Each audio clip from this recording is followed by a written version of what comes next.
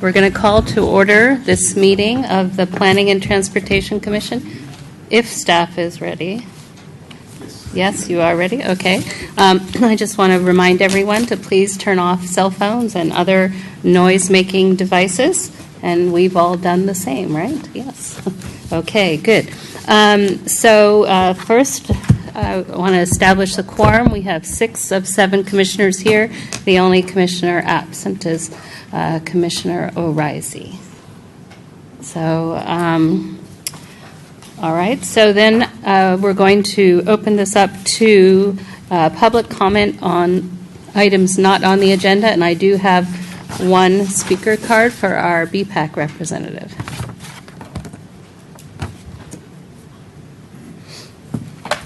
Hi, I'm Randy Cree, and I'm a member of the BPAC, and as you know, we send representatives to this meeting. This is my turn in that barrel. There are 2 items on the agenda that we have reviewed in the past, been quite a while, but only item 3 seems to have anything relevant to anything we looked at. Also, I will be here as a private citizen commenting on item 4, but I'll make that clear when I get up for that. Okay. Thank you, Randy.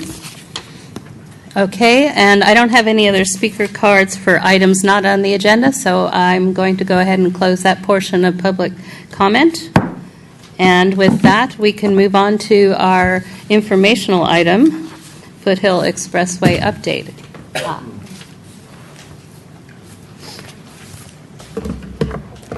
Good evening. I'm Susanna Chen, Public Works Director. Thank you for the opportunity to provide you an update on the Foothill Expressway improvement project between El Monte and San Antonio. This project is a joint effort between the city and the county. The project is a Tier 1 project on the county's expressway plan.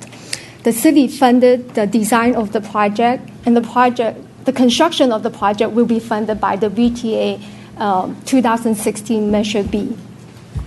As most of the planned improvement will be taking place within the county's jurisdiction, the county is the lead of the project with support from the city. We began the planning of this project before the passage of Measure B. It puts us ahead of most of the county's expressway project eligible for Measure B funds. We are already in the process of going into conceptual design, and this project will be one of the first projects that will be funded by Measure B funds. As I mentioned earlier, this project is currently in conceptual design phase. The county recently presented 3 options to the community. They had a community meeting in the Hillview Center on June 29. They also presented the 3 options to BPAC at their last meeting. Getting BPAC's input is one of the requirements for Measure B funded projects. The county is in the process of reviewing the comments they received from the community. They will be coming to the council presenting the project at their August 22nd meeting. They plan to present the 3 options to our council and summarize the comments they received from the community, and also will describe how they will address those comments. They are doing some of the technical analysis as we speak to support their selection process to finalize the design options. Construction of the project is anticipated in summer or fall of 2018. Community engagement is planned throughout the process. One more community meeting is scheduled prior to construction of the project. And you can sign up at the county's roads and airport department website for project updates. That concludes the staff's updates. All right. I have one quick question. I was at that meeting, which was great, and I remember there was one question from one of our residents about whether since it's based on projections for 2040, whether the traffic projections that would affect the intersections that they're talking about for us, were available, and I think what we were told was the study had been done, but the numbers weren't available or she hadn't brought them. Are those numbers going to be available for council when they meet on the 22nd? Do you know?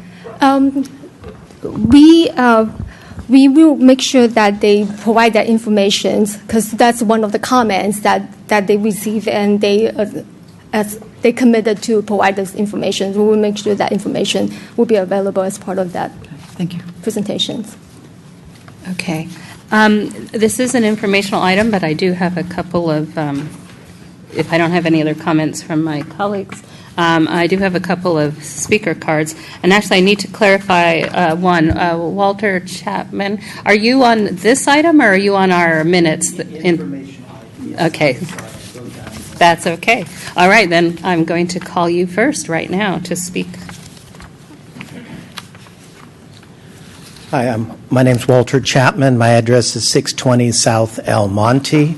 I've lived on this stretch of El Monte for over 30 years, and there are concerns by residents on the El Monte, Cuesta, and other tributary streets, residential streets, leading up to the Foothill Expressway intersection about plans to increase a lane on El Monte.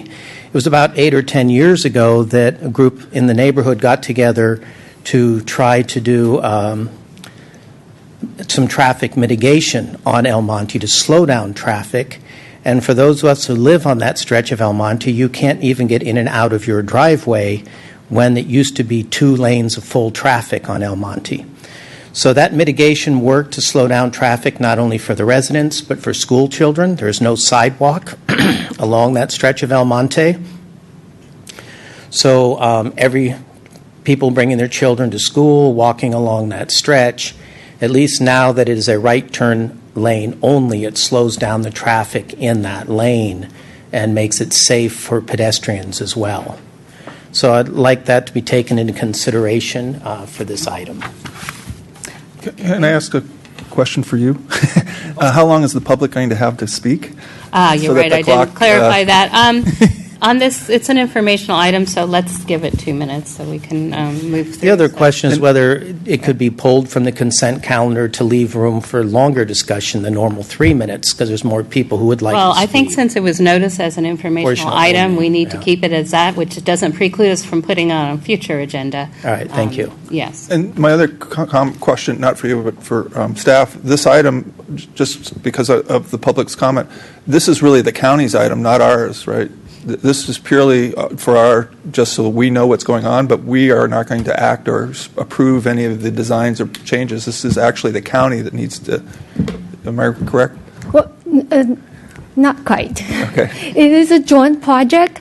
The county is the lead of the project, but the city does have the opportunity to provide input, and that's why they are coming to the council and present the item to the council. They already got feedbacks from BPAC, really from the pedestrian and bicycle perspective, and the council will have the opportunity to hear the design options and comments from the community and how they're going to adjust those comments, and the council also have the opportunity to provide, feedback. So if anybody wanted to make really, it's 2 things I was thinking of is they should attend the meeting that's going to be in the fall to provide the county More, yeah. more details, and they should attend the city council meeting. But we, the PTC, will not be, I mean, this is just for us so that we are aware of what's happening, but we're not going to weigh in on this at all, are we? Not tonight. Tonight, Well, not tonight, but I'm just saying in the is- future. But if you have comments that you wanted to provide, and you can give it to staff, and we can make sure that those comments can be provided to the county as they consider Okay. all the inputs from the community. I have a follow-up question. Can you give us, you mentioned that on June 29th there was a meeting, and I'm wondering, and the 3 options were presented. Was there one that kind of rose among the 3 options as the one that you're most, or people were most impressed with or inclined to go forward with? I would like to reserve that until the county have the opportunity to look at all the comments and provide us the feedback and how they address those comments. So the options that was presented at the June 29 meetings, there's some common themes. All the options have those components, and then the options are focusing on the intersection of El Monte and Foothill Expressway and El Monte and Foothill Expressway and San Antonio. So there's pros and cons of those options, and the county is really digesting all the comments that they receive, and they will provide some feedbacks to us at the council meetings. I didn't understand the difference between alternative 1 and 3. Can you highlight what that was? I'm not sure that we want to go into that detail here because That's what- it's not an action for us. So I think we're free to participate as citizens and follow up, and or even ask to bring it back if we want. But I don't think we should go into the detail right now. One thing that And I'm happy to go over those options offline if you would like. One thing that the county manager who presented said was that these are not the options that will necessarily be selected from, but these are just 3 ideas. They incorporated a number of design issues in different ways, and that based on the feedback, they would evolve what might become a very different, an option 4 or 5 or 6 might be the one that they would go with. Yes, it's a very good point. Yeah, so it's not necessarily picking just option 1 or option 2. It could be a combination of option 1 and 2 or combination of all of them. Okay, so I want to move on to our last 2 speakers on this. I did want to clarify, Mr. Chapman, this wasn't actually a consent item. Yeah, okay, all right. I know, I thought maybe you thought, so we can't pull it as an informational item. So Bill Lonergan, followed by Jaya Kemet, and I may have these wrong. 2 minutes. Hello, my name is Bill Lonergan. I reside at 393 Hawthorne Avenue. My wife, as Walter pointed out, worked about 10 years ago tirelessly to make sure that El Monte traffic corridor was looked at very carefully for pedestrians, for bicyclists, and for all of the neighbours. I want to ask you, as on the Planning Commission, even though you may or may not have input to this, to be aware that we don't want to do anything, I hope, in changing the intersection here such that we create more traffic, more hazards for bicycles and for pedestrians and for neighbours, particularly on this street. We worked very hard 10 years ago to get this where it is today. It's now quite a beautiful street, much calmer to drive on, much calmer to walk on and to bicycle on.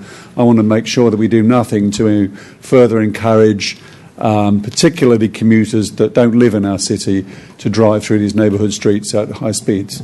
So please take that into account, and I thank you in advance for your consideration, and I appreciate all the work that you do on this Planning Commission. Thank you. Thank you. And Jaya?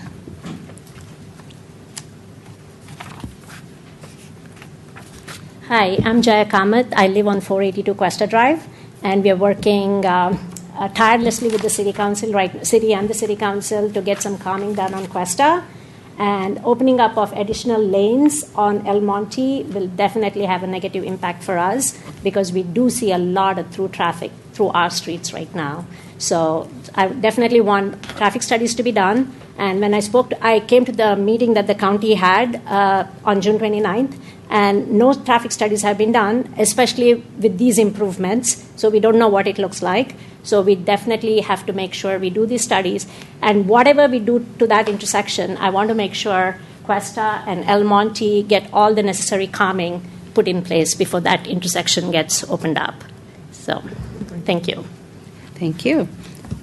Did you have a question? I just had a comment. I believe that at one point we had the Foothill El Monte intersection come before us because we were having a problem with the traffic signals had not been coordinated, and so a change was made, and the situation improved radically. And I believe that as long as our traffic engineer is monitoring what's going on so that we have the optimum coordination so we don't have huge backups, which was what was happening, then we'll be able to have whatever evaluation that happens be accurate. Because when the signals get out of sync, it just makes the situation totally intolerable. And do we have a traffic engineer again? Not yet. Are we still missing our traffic engineer? Yes, we're still missing our traffic Okay, so engineers. I'm putting this out as a comment that if, when the city council reviews this, it would be important to tell them that this is a piece that is part of it, and it's our responsibility to make sure that it's monitored, because the signals do go out of whack from time to time. What's one piece of information I would like to add, just based on your comments. As part of this project, back up a little bit, the city recently received a grant to improve our traffic signal operations. And a portion of the grant is dedicated to improve the El Monte corridor. So the city, as part of this project, we have asked the county to incorporate the signal improvement on El Monte as part of this project. So we will be upgrading the signals on El Monte, 2 intersections away from the Foothill Expressway intersection. So all those signals along El Monte will be upgraded and coordinated with the signal that is controlled by the county at Foothill Expressway in El Monte. Thank you, Susanna. Okay, thank you for that update, and thank you for our speakers on that item. We're going to move forward to the consent calendar now, and we have some revised PTC minutes from the June 15th meeting. Do we have any comments on those revised minutes? So revised are the ones that have the yellow on the back. Right. I do have a question about the minutes. I wasn't at the meeting, but what struck me as odd is Mark Rogi is listed as unincorporated Los Altos. As far as I know, we don't have any unincorporated land. We have county land that's unincorporated, and we have No, city. we have unincorporated. Not Los Altos, it's county. Toy I Island just- Farms, isn't that? I took it as a reference to he's probably in the unincorporated county lands, but within the city's sphere of influence. So, but I thought that the city didn't have any influence in unincorporated I land. love that phrase. It does have. Yes. It does? Sphere of influence does incorporate some unincorporated county Okay. lands. Thanks. I was just curious because I've never heard of that. Okay, are there any comments to the modified minutes? And if not, can I have a motion? My comment is that staff, I thought, did a really good job. Absolutely. This was a very complex meeting with lots of comments. And with the exception of these corrections, which were picked up, I thought they had done a stellar job. And I think it's really helpful that we get kind of more content about the discussion that went on in them. So I'd like to echo what you said, Phoebe. Do I have a motion? I move that we accept I'll second the motion. the motion, the minutes as corrected with our yellow highlighter. Okay, and Anita seconded. So all those in favor? Aye. Any opposed? No? I abstained because I wasn't there. Okay, And I so 5 ayes, 1 abstention, and 1 absent.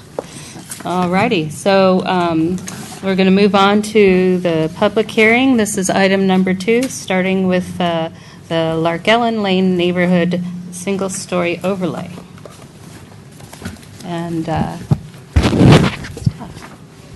Good evening, Madam Chair and Commissioners. The project before you tonight is a rezoning application to apply a R1S single-story overlay district.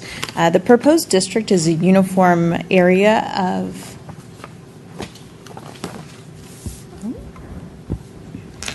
47 properties, all with single-story houses.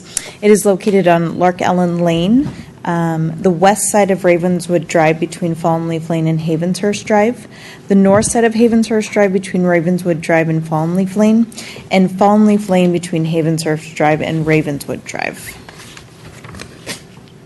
The purpose of the R1S district is to modify the height and number of stories permitted in the neighborhood to preserve and maintain the single-story character of predominantly single-story neighborhoods. At its meeting of February 28, 2017, the City Council approved the boundaries before you tonight. And following the City Council's determination, staff administered the mail-in voting process for the 47 properties within the district. Approval of the single-story overlay requires 66 2/3% of the property owner's support for the overlay to pass based on the number of ballots received, meaning that not all property owners, not all 47 property owners are required to vote, and if they don't return their ballot, it's a neutral ballot and not a vote against the single-story overlay district. Staff received 34 of the 47 ballots, which accounted for 28.5 valid votes supporting the rezoning, or 84% support. The Planning and Transportation Commission's action is required on any rezoning application. Procedurally, the Planning Commission may recommend approval to the City Council, continue its review, or deny the rezoning application based on the required findings. If the application is denied, then it may only be considered by the City Council by appeal. Staff finds that the R1S district is in the best interest and protection of the public welfare, since a majority of the property owners within the proposed district support the single-story height limit, and that the height limit will promote the neighborhood's single-story character. And staff recommends approval of the Lark Ellen R1S single-story overlay district. I'm available for any questions you may have, and the applicant is also here tonight. My only question was, I used to live in this area, and it's all single story. So how did the boundaries get set up? Is there more area that's R1, that's single story? Because that whole, from Fallen Leaf, I mean, I'm not from Fremont to Oak is predominantly single story. It's all ranch style.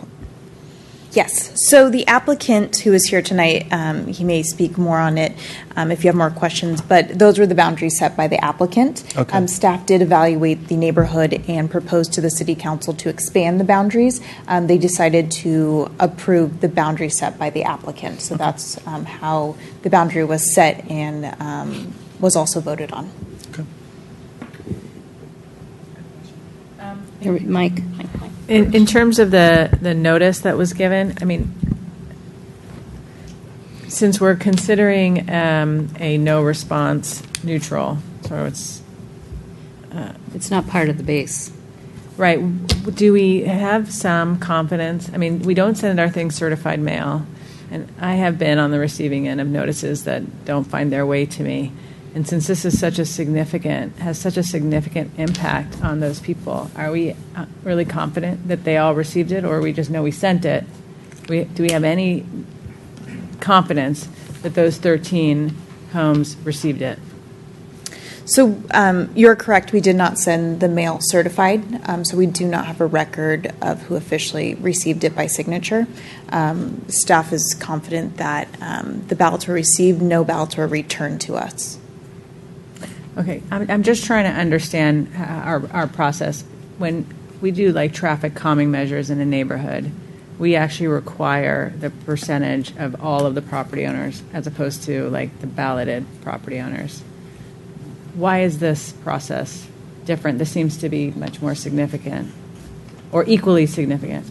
It's because that's what City Council decided was the process at the time that the single-story overlay was. I printed it out. Actually, it got changed.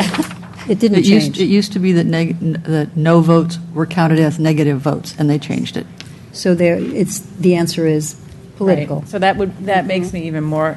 Yeah. Let's save that Yeah. for discussion. Then I want to, actually, there might be some other questions here. No. Then my question would be, according to the report, there were 34 valid votes. Were there any invalid votes or non-valid? There was 1/2 non-valid. So how do you get a half? Which explains Can the you- half can you explain- valid? Can you Okay. explain what that means? I didn't understand the half ballots. Yeah. Like one of the two people in the home, one of the homeowners? Yeah, so half votes, so each property owner of record gets a vote. So if you have a property with one property owner listed on the tax record, you get one vote for the property. If there's two people listed as a co-owners of the property, each property owner gets a half a vote. So on one of the properties, we only had one signature, so the other signature didn't count. And so it's not then fair to say that there were 47 properties. The base of votes can be more than 47 then, based on how it's titled? They're only So it's still one there's 47 full vote? votes, Okay. yes. So if 6 people owned it, they each get a sixth of a vote? But if- Okay, so if 47 is the base. 47 somebody is the didn't- base. It's divided by how many property owners there are for that Okay. one vote. So 47 is the base. That's, But when, then therefore, because somebody didn't sign the thing, that means that they didn't respond, which would have make the votes that you received 33 and a half. That would be correct. Say that Right. again? Because the person So it didn't wasn't sign it, 50. right, just like they didn't respond, it should be treated the same way. I mean, not that it makes a big difference, I'm just. right, 33 and a half versus 34 valid votes. Valid votes. Right. Okay, And then the percentage is up even higher, but all right. So I think if We we're have done any with questions for staff? any clarifications for staff, if we don't, we can save some of the commentary for our discussion. Any further? No. Okay, so we have an applicant then, I believe. Would you care to come to the podium and tell us about your project?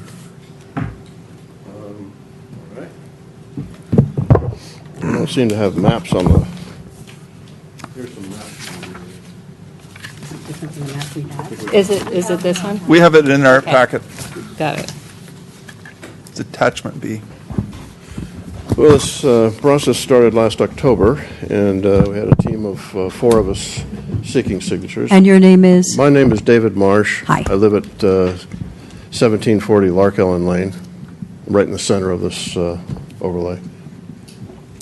We started this process last October, talked to all the residents, all 47 of them, most of them multiple times.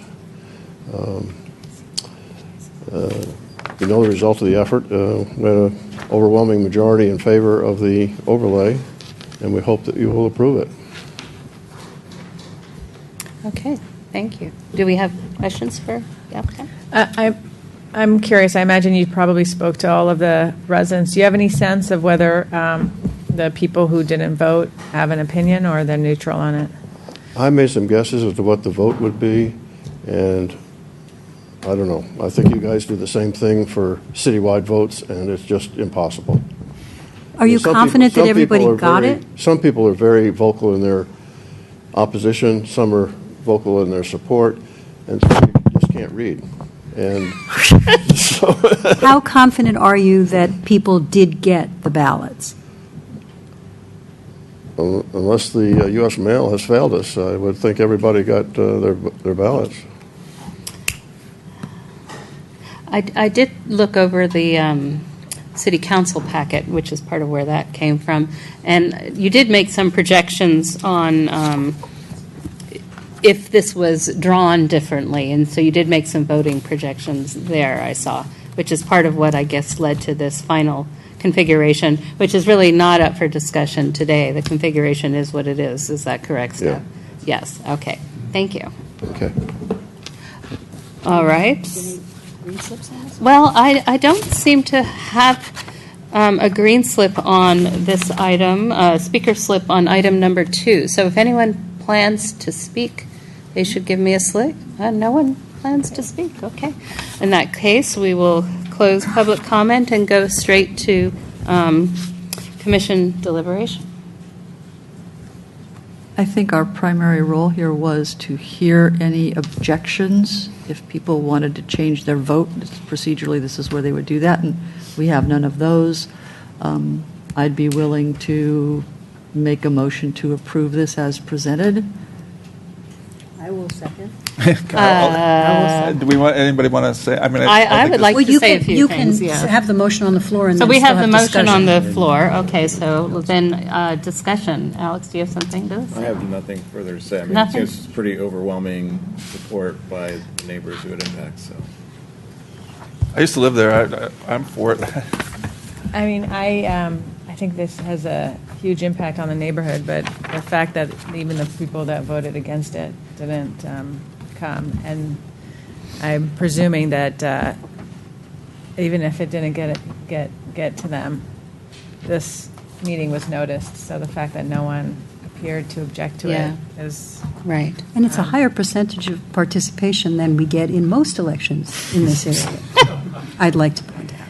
Well, okay. So I'm going to make just one comment. It's more on principle.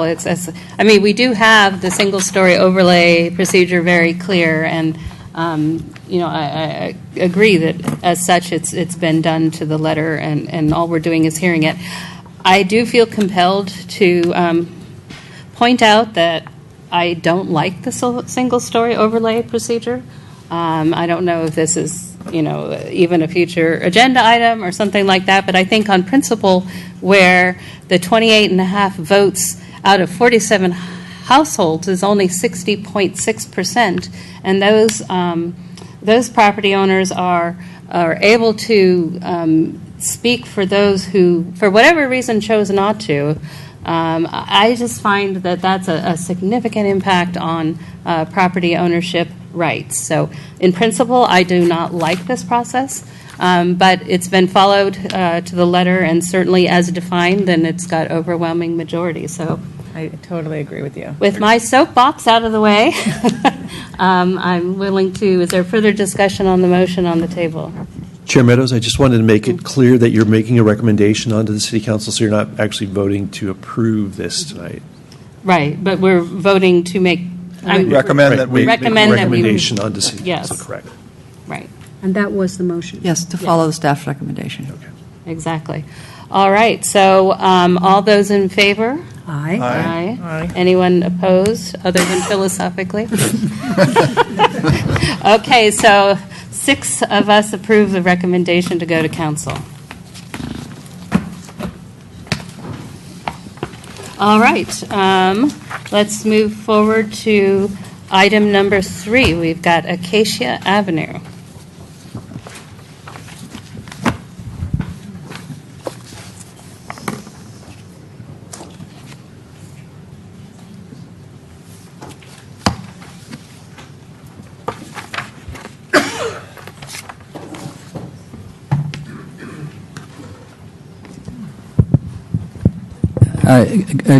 Good evening, Madam Chair and Commissioners. The project before you tonight is a just move this forward. I'm sorry, it started somewhere else where it shouldn't have.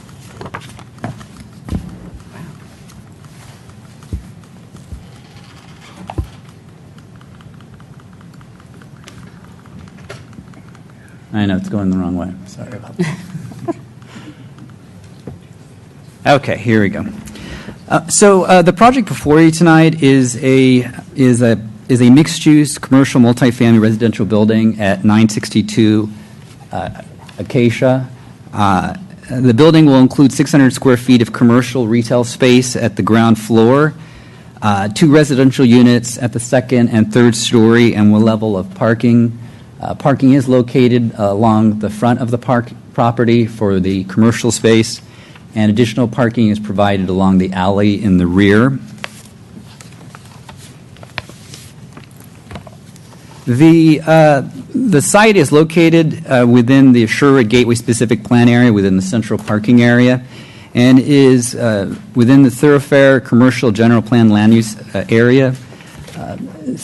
As indicated in the staff report, staff does believe that the project may not meet the Sherwood Gateway specific plan's primary land use objective, which requires parking as a primary land use objective for the site. Staff also believes that the project may not conform with the Sherwood Gateway specific plan's economic goal and economic development element goal to revitalize the plan area. In particular, the commercial unit's small size of 600 square feet may not facilitate the long-term viability of the neighborhood convenient commercial uses and enhance the overall area of the Sherwood Gateway area. In addition, the project may not comply with the general plan, Sherwood Gateway specific plan policies, requiring a focus on mass, scale, character, and materials, design compatibility, and appropriate transition between commercial and residential uses. This occurs due to the three-story massing, from staff's perspective, being out of scale and incompatible with the one-story or low-scale one-story buildings and surrounding parking lots. And in effect, the elevations convey a box-like appearance. Since the study session, the applicant has refined the design concept. And they have increased wall articulation to diminish bulk, recessed windows, and improved the overall architectural details. The proposed materials include high-quality mix of materials, which include concrete block, vertical metal siding, or Eldorado stone veneer, wood siding, painted stucco, metal overhangs and railings. Try to get you the next one. The project improves the alley and the pedestrian environment with an internal walkway from the offices to the residential entrances and connects both the street to the alley with the Paseo walkway. In addition, it provides a new 5-foot wide sidewalk along Acacia Avenue. While the project has design integrity and high-quality materials consistent with the district design controls, staff continues to be concerned that the project lacks an appropriate relationship to other structures in the immediate area. This is an example of the structure from a view of El Camino Real to Acacia. This is included within the project plans. And we have a different perspective looking up Acacia towards the structure. And then from San Antonio, looking across Armadillo Willys, and you can see the structure to the right. And then we have one more view from the corner of Sherwood and San Antonio. The structure is not visible. The three-story massing, again, is out of scale with the adjacent buildings, the vacant lots, and the current elevations do not reflect the overall character of the area. As outlined in the finding, staff recommends denial of the commercial design review application. Mixed use uses are allowed and encouraged in the CN district, but require conditional use permit by the council. Staff is concerned, as indicated in the report, that the project does not meet the general plan, the Sherwood Gateway specific plan policies, and the project is inconsistent with the CN district, which requires the design to complement the scale, proportion of building elements, and human scale of the surrounding area. Due to the project not meeting the specified general plan, Sherwood Gateway specific plan policies, and the CN district design controls, staff recommends denying the application due to the project not meeting the required findings of the commercial design review and conditional use permit. This concludes staff's presentation. I would like to note that staff did provide an updated staff report that was forwarded, I believe, to each of you, and it's before you. It does note a correction, or I would say an improvement to the options, which was a recommendation by a commissioner, and that is on page 6 of the updated staff report. It's the one with the yellow highlighting? Yes, correct. I tried to make it easier for you to follow if possible. Sorry. In addition, Commissioner Ennender noted on page 7, as indicated in the highlighted yellow, that mid-block stated mid-block. So that has been corrected, and then articulated has been corrected by the addition of the D. In addition, staff did receive, as provided to each of you on the dais, did receive one letter from a resident at 781 Linden, which was received after the staff report was published.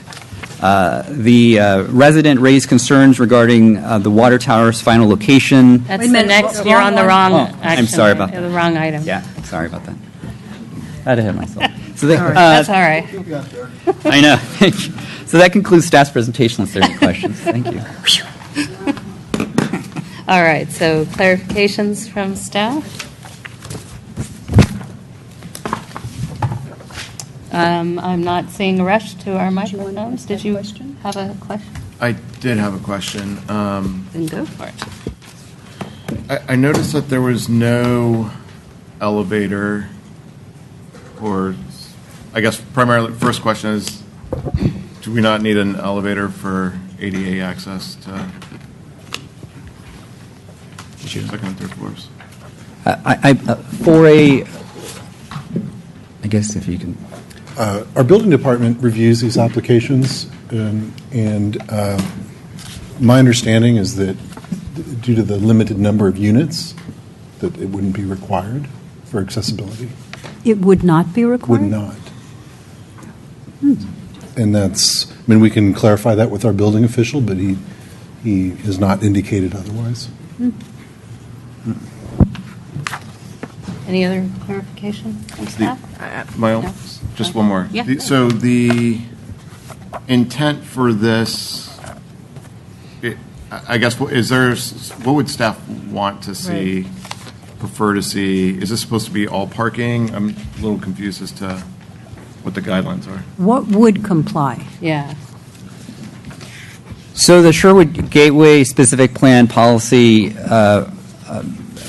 requests that the central parking area, central focus or primary focus should be on aggregating lots to create a parking area to serve the surrounding neighborhood and retail service areas. There is a secondary alternative for the district, which does permit for mixed use and retail. And so there are alternatives available, though the primary policy goal is for aggregation of the area into parking area. Aren't they already aggregated? You've got 6 in a row, you say, in the staff report. They want more. One. And you have a skinny separate owner providing parking for another Yeah. entity. Well, we don't need to go into discussion yet. So the but answer to the question is, those are the two goals. And when were those goals established? Because I imagine that our parking needs will continue to evolve as we go forward. And The specific plan was originally adopted on March 2nd, 1999, and then amended in 2008. 2008. so and both of those goals, either that it should be a parking lot or it could maybe not be a parking if we did retail. Both those directives were established in 1998, 99. That's correct. Has anyone? 2008. 2008 or 1998? It was revised. No, it was revised in 2008. 2008. It was Oh, got it. first adopted in 1999 and then revised in 2008. How was it changed in 2008? What evolved over that period of time? Do you happen to know? No, I do not have that. The only reason I ask is, did we add the whole retail mixed use in 2008, or did we add the parking?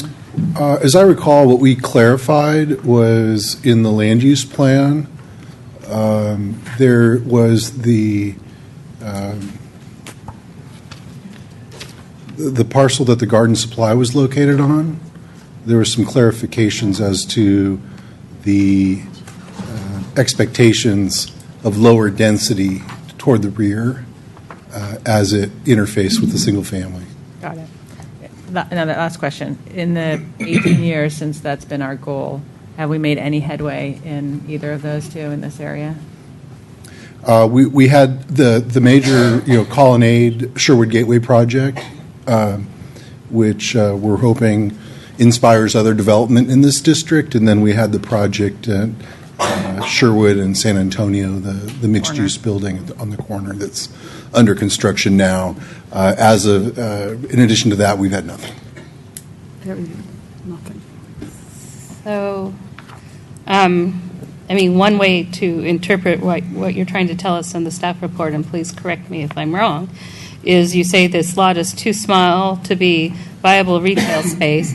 It doesn't add to parking. Of course, it's a little sliver. I mean, if you just add it to parking, they can't build anything on it. Are you actually trying to encourage that lot be sold, rather, since you're not supporting? And maybe this is more discussion, but you're basically saying it's not viable standalone, it's not adding to parking. I think so the 600 square feet of retail was not viable. I'm not sure that they said the whole thing was not viable. No, I know, but I think the original goal of the specific plan was to provide incentives or ways that maybe those parcels could be consolidated and get the parking for the businesses that are within the area that was lacking on site where those businesses, on the sites where those businesses were located.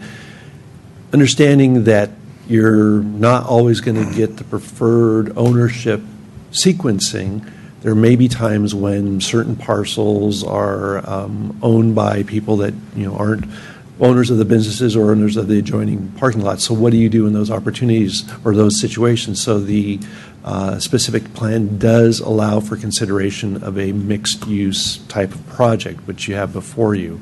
And I know that the applicants had gone and had a number of discussions with the city in terms of what would be an appropriate use there. I believe it's fair to say that they were looking at one time at a completely residential use or completely residential building. But in staff's opinion, a completely residential building in this location is not the best use for that location because you have residential uses on the ground floor in really a commercial area where you have adjoining parking lots, and there's that inherent conflict between the residential uses and the commercial uses that are there. So what's the best mix of uses on a site like this? so the answer is yes, you're really not encouraging this single property owner to develop in that sense, even though really it's permitted, or that's probably what we're going to be discussing. Can I just ask one more clarification question? If there was no retail, Yes. how much of that parking could go away to give room for additional landscaping? Like how much of that parking is being required because of the retail? The two spaces in front. Just places, spaces in front. Just two? I thought the visitor space was being counted. That's residential, though. But I thought it was But being it's being, counted towards it's part the of the retail. commercial. Yeah, so it's one It's of the Only two the spaces. visitors. There's one space for the retail that's provided? There's two spaces required for the commercial. However, there's one visitor's parking space required under our code. And so under the mixed-use concept, we were crediting the commercial space as a visitor residential space. So if you during the take that away, you still need to provide the visitor space because then you don't have it anymore. Okay. So one space. Okay. One other complicating thing, just to clarify. Our housing plan, which is part of our general plan, lists all of the properties on Acacia, and I believe all the properties on Sherwood, as underutilized. They're in the table of underutilized as potential development for housing. So it kind of seems like the Sherwood plan and our housing element and goals aren't necessarily real well coordinated. Is that a fair assessment? That is a fair assessment because they don't seem to sync up really neatly together. Okay, we've clarified enough, and we'll muddy the waters then when we discuss in a minute. No, and so... Can we have the applicant? Yes. Applicant. Where is the applicant? Come on up. And bring your... Can I get the owners to speak a little bit too? How much time do I have? Well, you have 10 minutes across the whole of your, Is one of you going to be Vanna White and hold up the material board for us? A little card. There's a clock right That's here. you're Vanna. Just FYI, there's a clock right by... Oh, there's one right over there? Yeah, Oh, so you okay, can perfect. see I it. see it now. Yeah, so you can start the clock about a minute after I started talking. It's our pleasure to be here again before you. The last time we were here, we got some great direction and we got some great support from the commission. You already went over all of the problems that we've run into. First, we have a lot, which is only, it's so small that I can't even get cars to back up sideways on it, design-wise. And we offered the property, all different options. We've tried 2-story, parking garage underneath. We did a really nice residential design after this one was discussed. And we run into the same problem. We have the spiritual support of the staff, but we can't get the paperwork to back it up because of the conflict. You know, they want us to put a viable park. You know, the thing was, if you increase the commercial space, you need more parking. So it doesn't have enough parking. So you're really not going to, even if I did all commercial, it would not work. I can't do half commercial. It doesn't work because there's more parking space required than the building area. So it's just a really, really tough lot. And rather than see, the rest of the homes on the street are going to be there forever. It's a reality. The people are not going to sell their houses. They can't afford to buy another house anywhere. And the neighbor does not want to buy the parking lot. You can pay nothing for a parking lot. You know, they'll tell you the story, what the conversations were. So the only thing I can offer you a discussion is I'm here to tell you that we've done the best we can for your city. 3 years. 4 years in this application. 4 years. 4 different designs. We've tried everything. And it's still a parking lot. It's not going to go anywhere except if we make the decision here to put up the first one and then let the rest of them come meet us, is what I'm saying. Because the zoning allows for a building to be built right next door. No setbacks on both sides. So a big boxy building is going to be a huge building eventually. But if we don't start, we're not going to get it. And these pioneers here have really waited a long time for this to go. And we're looking for your direction, your approval. The last time we were here, they said, make it look nice. We made it look incredible. Okay? And we got private balconies, and it's really difficult to get fire escapes off the 3rd floor with the fire department in this town. So we got balconies, we got recessed windows, we got 2-piece tile roofs, we got architectural facades, we got expensive roofing tiles, we got everything of the highest quality we could throw at this building to make sure when we came before you, we had a great product. And that's what we have. Thanks. Hi, I'm Barry Nelson. I am one of the owners of this property. And almost exactly 4 years ago, I remember seeing an ad for this little really cool lot on Trulia, and then coming into the city of Los Altos and asking, well, what can I do with it? And they were like, well, you could do a mixed use as long as I meet all of the requirements for parking, setbacks, height. It's like, awesome. I'll hire a great architect and we can get right on this because I'm sure we can do it. And since then, we pretty much, after about 1.5 years, we presented this design, ready to go to board. They switched the planning director on us. New planning director didn't like it. Said, nope, not going to approve it. But we negotiated, and he said, tell you what, why don't you come back with only residential? And I was like, well, okay. I mean, we could do that. I preferred it because, the 600 square feet of commercial, So if it's only residential, it'd be awesome. So we spent 1 year and went through and made another incredible design. We were going to come to the board in January of this year. Got the news right after Christmas of, no, we switched planning directors again, and they want it to be a parking lot. It's like, I'm going to, and it's like, is the city willing to buy it as a parking lot? Oh, no. No, just why don't I just, in the goodness of my heart, make my property a parking lot? So, I mean, you can understand, after all these years and hundreds of thousands of dollars, we finally, we said, well, the reason they wouldn't do only do the residential, as they said, is zoning. So I said, well, our original design met the zoning. So we brought back the original design, and that's where we are today. We're trying to bring kind of our original design back and that meets all the requirements for setbacks and height and fire department and every other, aspect of what's necessary to meet for multi-dwelling, for this zoning. It meets all of that. And yeah, at first blush, it's a little big, but we're the first. As Richard points out, that somebody's got to be the first unit on the block. And compared to the things that are immediately surrounding, it's about the same size.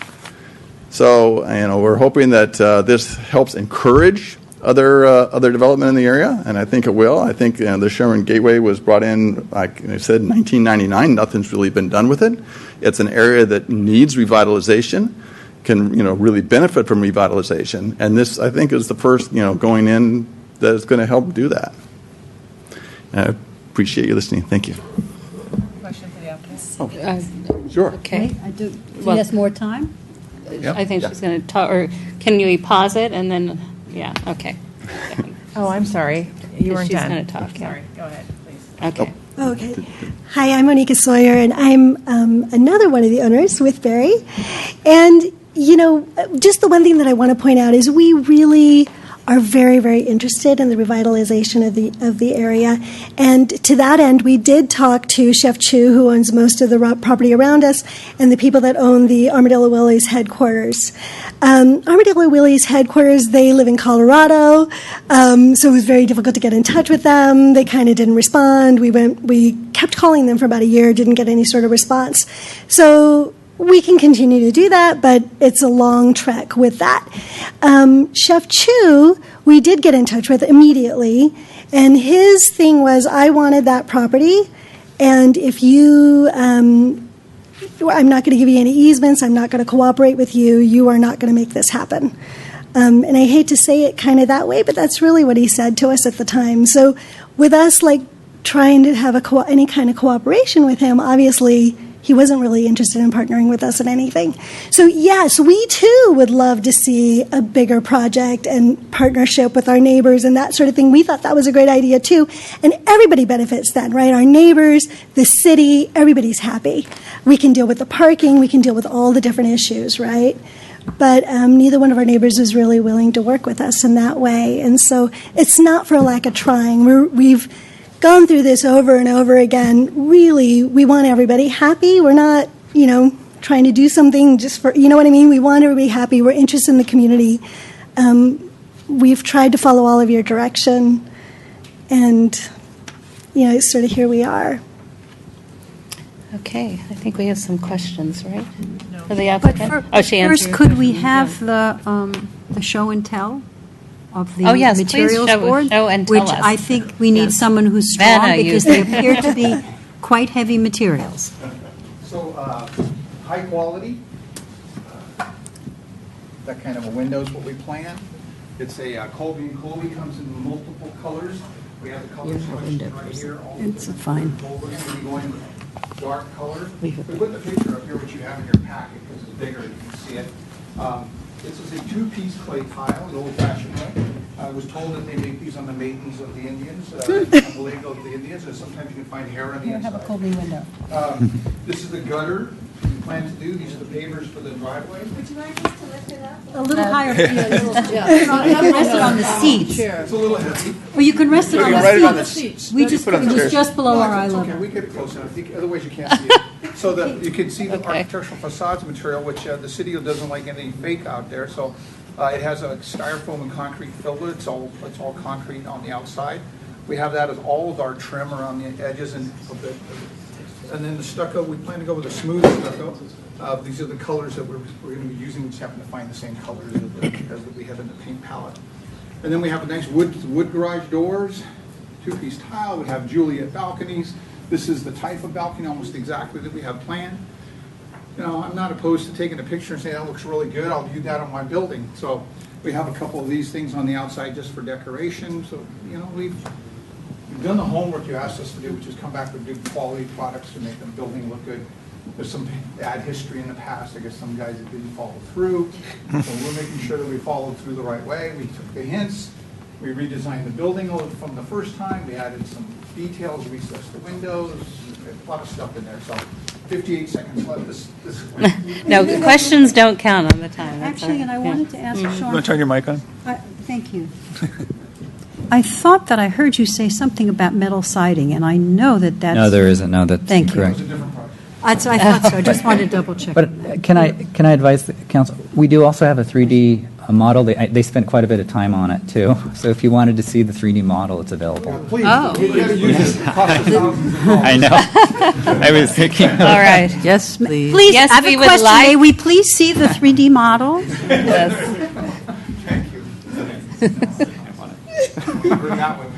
We've spent a lot of time on a lot of things. Yeah. And there it is.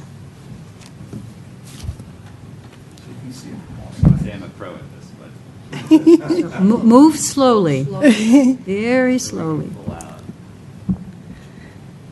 And can you identify with your flying saucer what's nearby? So, which is Chef Chu's? Armadillo Willie's is on the right-hand side. Okay. Whoops, come back. Go on. There you go. There's Chef It's Chu's. Chef Chu's on the lower left. Say it louder, Anita. It's right there. Yeah. The brew place is to the right of it. Chef Chu's has a mansard roof off on the left. And I believe the view from San Antonio is the one that you specifically asked for, Commissioner McTighe. Yes, from this view, I was very pleased to see it. And I was reassured to know I'm not the only person who asks for those when I saw your notes that you would ask for those, Mr. McTighe. I have to And say, even I just happier to think see it's so them. beautiful.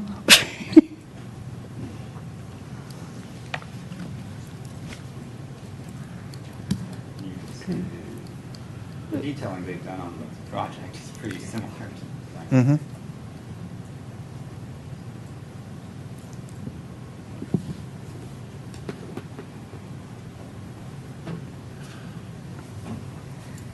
Okay. So can I ask the applicant, what happens, so let's say this is approved in some format and, it goes to, council and approves goes, and councils approves it and all that, and whatever iterations are made, but it maintains that little commercial piece. What happens, if that isn't viable and it stays empty, what does that do to you guys as owners? Is that financially sustainable with an empty commercial?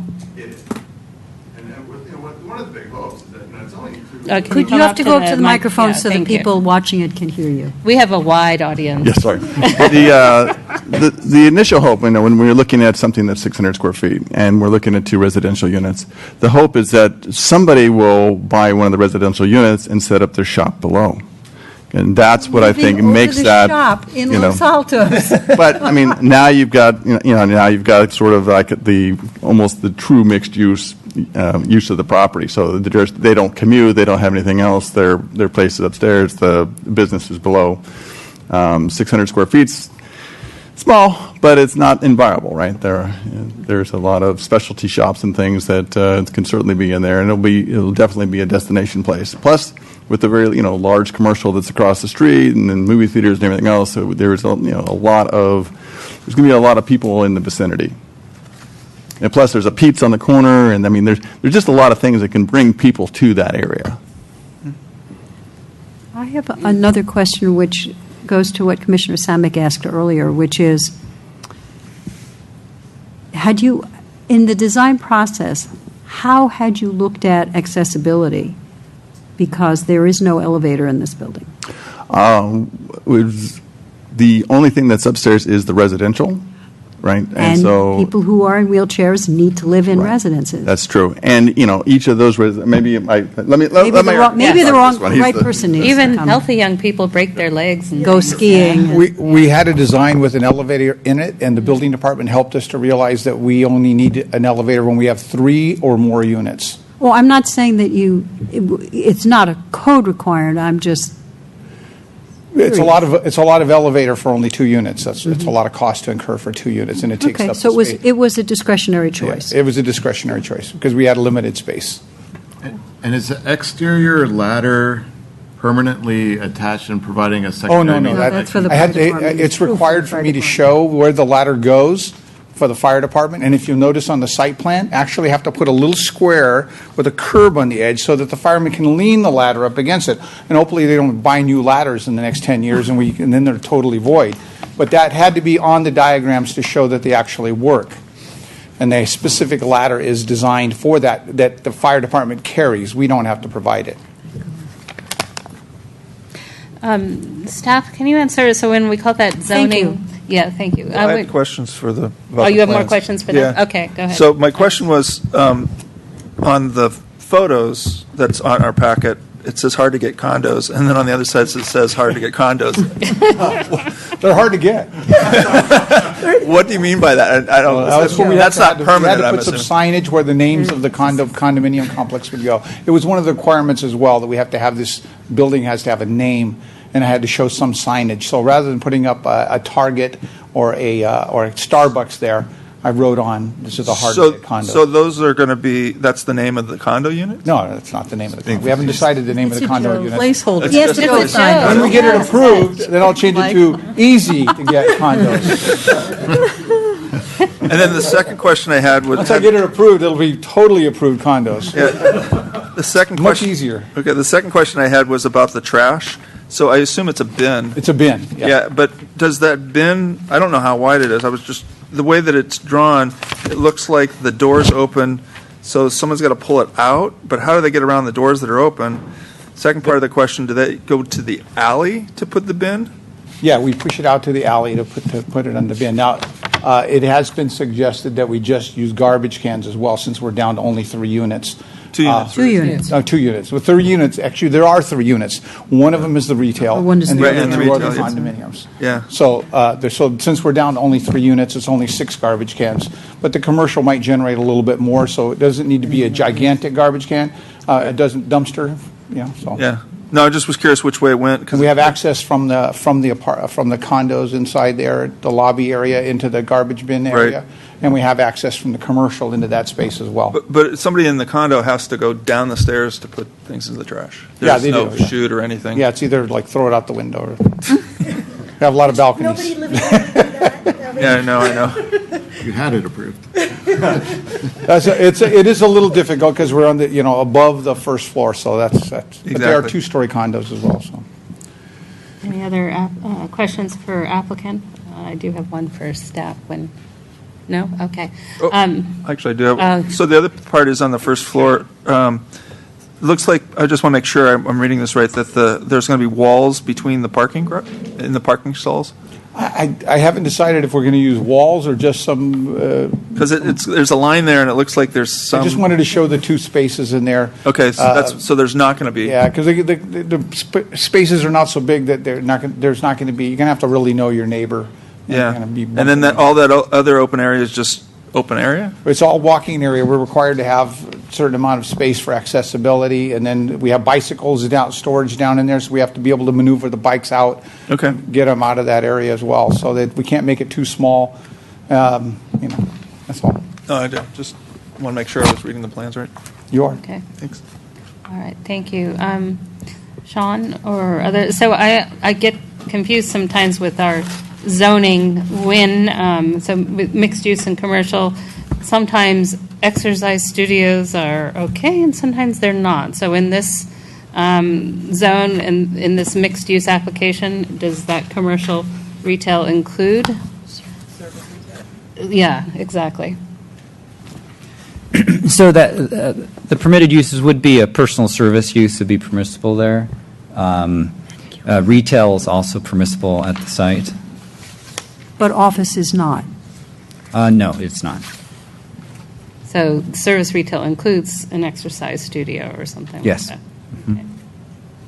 All right. So I have no speaker cards, so is that correct that no one is here to speak on this agenda item? All right, so we'll move on from the non-existent public comment and straight into our discussion. Who would like to go first? Sure. Go ahead, Mike. So, I live in this area, and I walk by it, and I saw all the story poles, and I'm really glad that the picture was from across the street, because I was concerned about the size of it. And looking at the story poles, it looks like you can't see it from San Antonio, which I think is great. My concern is that north wall. I'm trying to find a page that it was on, that it's all one wall, all one color, the right side north elevation, I guess that's it. 2-1C. Yeah, 2-1, it's just all one wall. And that's the side that faces Armadillo Willie's. I really like the wrought iron work. I think you guys have done a great job of, the rest of the building looks great. But that one wall where the Armadillo Willie's is, or their headquarters is, I'm just not thrilled about. And I don't Which know. wall? Right there. It's just, I don't know, that whole structure of just all one wall, that I'm not, Well, I would just want to make sure you're reading it, so, because this, we particularly pointed this out at the previous Planning Commission review of this. Right. And you realize that there are two materials there. right. There's stucco that's, I assume, smooth, because that was what was pointed out to us. And then there is split-face block, which has texture. Okay. So I can't read from this carefully enough if there's also a planar difference, so there's a little bit of shadow. Be a little bit of a shadow.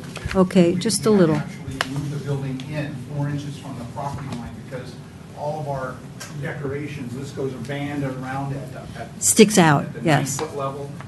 That all sticks out 3 inches, so we had to recess the So building in. because you're not talking to microphone, I'm going to say, so the building is recessed 4 inches off the property line so that the detailing will create some shadow line, because the first time we saw this, I believe we saw it, it was literally a blank wall. Right. Yeah, it was a flat wall, and it was taller too, because we had privacy. We wanted to have the wall all the way up to the top of the railing. So we cut the railing, took the wall down to the floor of the deck. We put railing in. We put intermittent columns. In between the they're columns, pilings. we have the sculptured stone as a trim for the edge, and then we have the columns going down, which have a 3-inch reveal as well. So That's the shadow line I It's was broken up. talking about. Okay. There could be further embellishment of some extra color in between. And the other designs that we had actually recessed panels in there with some windows and stuff. But I'll give you the reality of it. It's a parking lot on the other side. They're going to be full of cars right across there. And I'm hoping that it's a parking lot. There's nothing there. Armadillo Willie's is there. Oh, Their little office. it's a little office, and I know it's, Yes. but you still see it. I mean, Yeah. No, you can see it, but I'm hoping that Armadillo Willie's will block some of my Yeah. building. Can I ask staff a clarifying question about this? If it's a 0 setback Yeah. at this side, so this is for staff. If Armadillo Willie's changes owner and decides to put something exactly like this right next to it, how close can they then? Right up against. Right up against, and then at the second story, then what's the same thing? Yep, they could. What is the question? I'm sorry, I had to correct. So this wall that we're talking about, at some point, maybe abutted right up against another structure. So what would happen if they abutted a building is, you'd have to be careful about, if you wanted openings, windows, you'd have to set it back. As they have. Like they have. And so on the bottom there, where it has no setback, that's an area where they can't have any openings. And so if someone was to abut a building, we would probably work with them in terms of being sympathetic to what's there, and then provide setbacks in appropriate areas so they could have openings and, some It's reciprocation. for fire separation. Thank you, Mr. Harris. So Mike was talking. Mike, Yeah, are you further? So that yes. I'm concerned, just that was my only comment. I think the rest of the building looks great. I love all the materials on it. I love the fact that you guys listened to what we had to say, and it has a lot of positive things going for it. It's unfortunate that lot right now has a lot of trees in it, and it's really sad to see all those have to go away. But I understand. We're discussing, design review, which you've commented on, the use permit and subdivision application, and also that staff recommends that we recommend that council deny this. How do you feel about those issues? Mike? Mike? Yes, I know. I was going to go to the page that you were on so I could make sure I addressed all those things. It's the first page of the staff report. Is it? Recommendation. Okay. So, I'm okay with the design. The use permits mixed use, which I think we want to encourage in that area. In fact, having more residential makes a lot of sense to me. I don't know what the subdivision is because they're putting in. It's because it's condos. It's condo. I think that goes back to what I feel about the use permit. So there's nothing that I see like negative as far as the building and what the intent is. My concern was the height of it and how it looked in the surrounding area because it is the biggest structure that's there. But to me, it's so far interior, you don't really see it. In regards specifically to staff feeling that this does not fulfill the goals, policies, and objectives of the general plan and the Sherwood Gateway project specifically, do you agree with that or disagree with that? Well, I think that staff made a really good point. It's a very small lot, and it's hard to figure out what to do. Putting more parking lot to me doesn't make sense. I don't like that part of the Sherwood plan. But I do think that it does help create more, you're going to put 2 more units in there. It's 2 families that right now there's none. There's a commercial retail, which who knows what's going to happen. I have to say that is an alleyway towards where Pete's is and Chef Chu's. And there is a lot of foot traffic that goes through there. So I'm hoping that somebody will look at it and say, hey, we'll do something. But I don't know. I think in those regards, it's the best use we could do with this property. Okay. I'm done. So when I think about the goals of either parking or mixed retail, I think mixed use, right? I think that the fact that since 98, 99, and then again when it was revised in 2008, that there has been nobody putting in more parking or consolidating parking suggests that is an aspiration that will never be achieved. Otherwise, it would have. And then in terms of consolidation, this property was on the market 4 years ago, and both neighbors had an opportunity to purchase it then, and they passed on it. And it sounds like they've been approached a second time. So how many times do you have to try to consolidate and have someone say, I'm not interested, to realize that, well, this parcel isn't going to be desirable? I don't know why it would. Seems like a missed opportunity, but that's on the neighbors. So then is it accomplishing the goal of mixed retail? I think it is. It's mixed use. Sorry. I think that they are doing the best they can with what they've got. And, it's true that perhaps some personal service will find use of a 600 square foot space. They have to do it, so it's not like we can tell them they shouldn't. And I agree that having residents go all the way to the ground level just wouldn't make sense. It's unfortunate that they have had 4 years of bouncing to end up where they started. In terms of some of the comments that the staff made in their report, that this doesn't reflect the overall character of the area, my response is good. Yes. We don't want it to. This is a parking lot and vacant parking lots and weeds. Could help us if we build something 2017 that resembles anything that's like there. This I also think isn't the first. The project at Sherwood and San Antonio is really the first on this side. The Colonnade kind of is its own thing, but that project is the first, and I believe that this is because they are moving forward. There will be more, I think. I'm hopeful. And then I'm astounded 498 property owners got notice of this and not one came to object.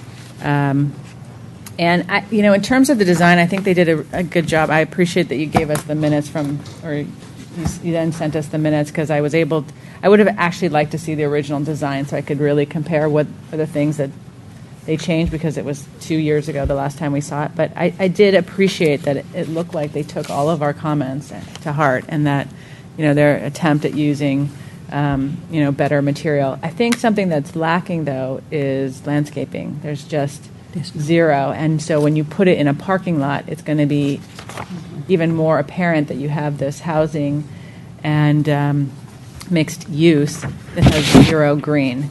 space, and I think that should be very little. Well, but there is, because they have to some. deal with water management, so mandated. Where would it go? So if you look at 1.0, the cross-hatched areas are the landscape and the water bioretention areas. Which one? 1.0, so it's the Second one. second Okay. sheet. Got it. Anything that's slashed is the landscape retention. Now, what it actually is in terms of landscaping, there is a landscape plan, but it is, once again, self-contained on this property, and you're right. In proportion to the size of the building, it's small. Right. So I'd like to see more. I do like that they've taken that wall down on the side that we were just discussing with Mike. I think that really changes how it looks on all four sides. I don't have an issue with that. Those are- So in terms of the options and the recommendations we make to council, they've outlined two options. One, recommend council deny it, and one, recommend that we continue this to come back with the findings and such. I mean, there's really a third, give directions for the findings and recommend approval, I think. Right. But, so where do you stand? I would on- recommend moving it forward. Okay. So I was one of, I think, only two people on commission currently who was at the first hearing. And so I can say with great surety that this is much improved from when we first saw it. And to give them credit, I think it was a placeholder at the time we saw it, because it was to look to see if, in response to the use permit, if it was an appropriate use. And so in that sense, it was a placeholder. But there was a lot of response to it. They did a great job. I think that I would like to see a little more detailing on the commercial glass so that you had the same care in terms of some way of adding some of the detail, because this is a modern expression on those big pieces of glass, and you were careful elsewhere. That's a very tiny thing on the design. My concern is, based on what you said about the lack of cooperation of the adjacent owners who are holding properties as parking, my fear is that although it is appropriate use relative to the zoning, that this is going to be a thing in a sea of nothing for a long time. Optimally, this will be the one where you say, look, we can do this, you can too. Here's an opportunity. And this is an economic climate where it might very well happen. But my fear is it won't. And this is going to stick out like a sore thumb. And I don't have a good response to that. I think that's on City Council to look at that. And it's on the applicants who are willing to risk that on a certain level. So there's that piece. I have a concern, which is one that has to do with my basic, as you say, my soapbox, which is these are two very big units. And the reason there are two and not more is if you go to above it, you trip all kinds of things, accessibility access, elevator, more parking, and it was, as far as I could see, in the best tradition of design, a balancing act. If you make this bigger, that gets smaller, and if you make this bigger, that gets bigger. And at a certain point, they found the point that complied with everything. So you have two very large units by most standards. This is greater than 2,000 square feet. That's big. And when you look at the commercial area, which is 600 square feet, which is the size of a 3-car garage, I think that there are very few retail functions that would really work. And you know what the best one would be manicure, because it doesn't require a back office. It doesn't require a hell of a lot of storage. You can put a lot of nail polish on the wall, and they depend on foot traffic. So you get your cup of coffee at Pete's. You have some way of announcing that you've got a place there, because I think an economically viable retail solution here is de minimis. It's going to be very, very few things. But if it were office permitted, which I know it's not, And you could have a lawyer buy the unit and then set up a storefront below. I could see that as viable, but that's not going to happen. So I'm challenged by that as well. So in terms of, I would recommend design review approval. I find that they have been very responsive and the quality of the materials has really stepped up, and the design as well. The use is compliant with one of the alternative zoning uses, so I can support that. And the subdivision is purely the condo subdivision, which to me is paperwork. I am having difficulty, as I say, seeing this, particularly in the flyover, which was wonderful, as this object in the middle of nowhere. And I'm wondering if 5 years down the road, if nothing still has happened, will there be regret on both this commission and city council that we approved it as this lead, we're going to make this work, and nothing happens for 10 years? I mean, that's pretty scary. So those are my comments. But based on the limited discussion point that you've asked for, Madam Chair, I can support design review, I can support the use permit, and I can support the subdivision application. My reservation is with the use permit, not because it's not permitted, because the appropriateness is freaking me out. And if it were 2 stories, it would freak me out less, because then it wouldn't feel enormous in the middle of emptiness. So, moving right along. I just want to say something about, I mean, this is 3 stories, but it's, as we, it's 30 feet. It could be 2 stories at 30 feet. So it's, back to the what I'm form saying base, is, it's looking at form base, that volume, let me rephrase that. My concern is that physical volume, no matter how many stories it has in it, is in high contrast with what's there. And it's a tough economic equation. So I had a quick question for staff, because when Phoebe was talking, it just brought up the picture right here on the upper right-hand corner where that yellow car is. That piece of the wall, could they put a sign there for the business? Because that is visible from the alley. Where do you want it? above the green. Above the screen car that's on the right-hand side, that corner? So typically, signage is located along a street frontage. Right. That particular wall is not located adjacent to a frontage on a street. Yeah, but if you look at the view from El Camino, that's what you see. Could you have a blade sign on what's technically the front that would then make it visible from the I'm alley? just trying to... Yes, you could have a blade sign, which would provide, if it's located on the front elevation, that could provide signage for the property. Just something to think about. I mean, I agree with you that it's going to be hard to see what's there, but it's some way to, if you're looking from Pete's at that building, if there was some way to show that there's something there. Anyway, go ahead, Alex.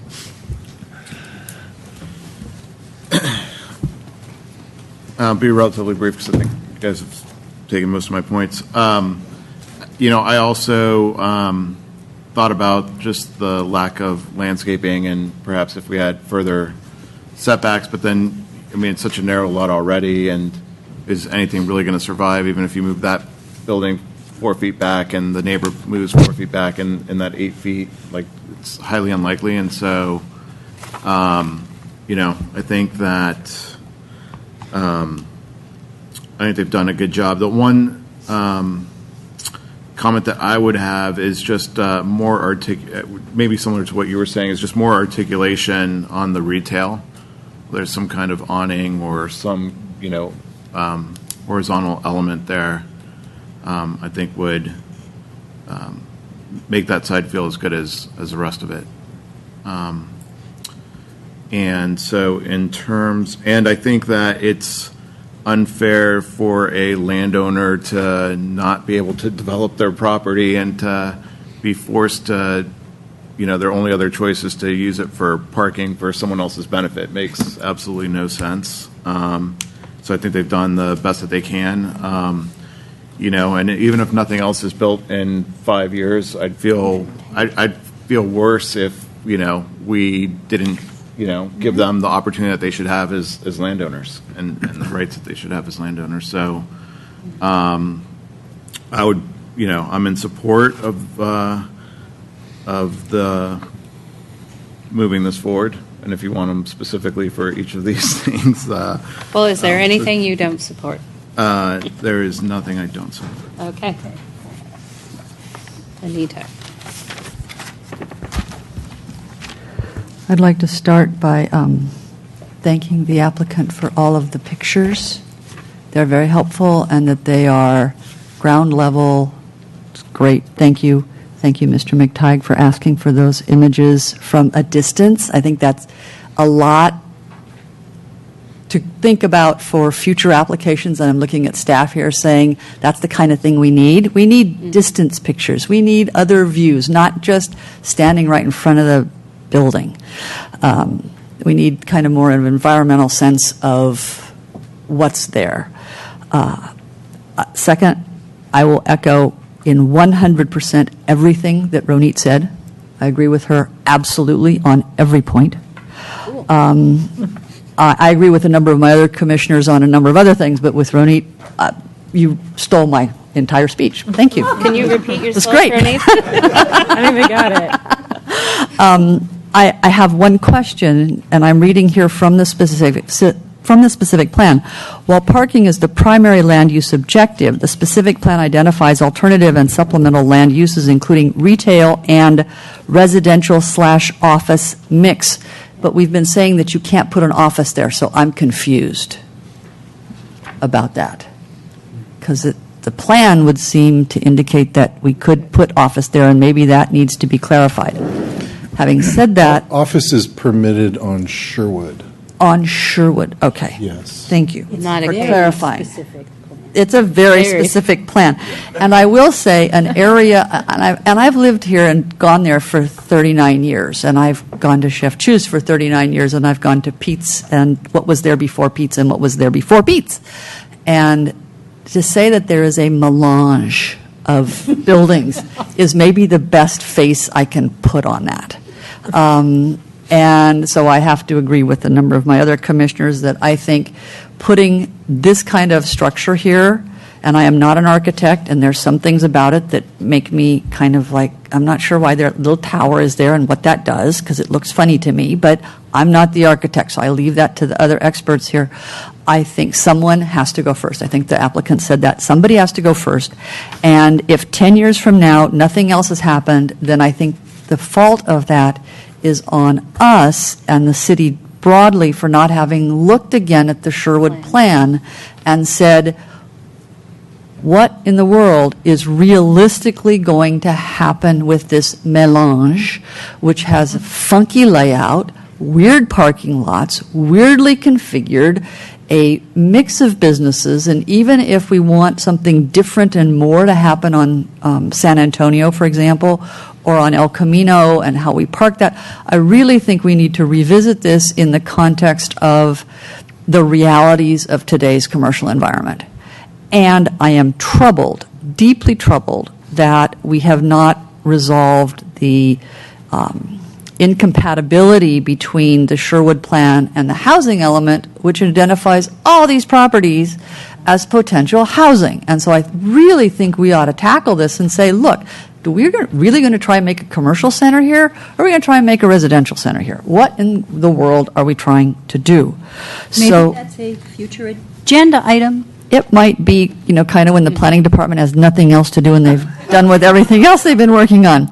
I would add only two other things. I agree with everything about landscaping. We somehow need more landscaping here. I don't know how you're going to do it, but you've got to get more green in here, especially at the face. And then I'm sorry that none of the pictures show cars parked on the property. We see cars parked in the adjoining parking lots, but not the cars parked the way they're being used for the property. And I think that's truly an oversight we could easily remedy, and I think might be helpful for council. Having said much more than I expected to, sorry.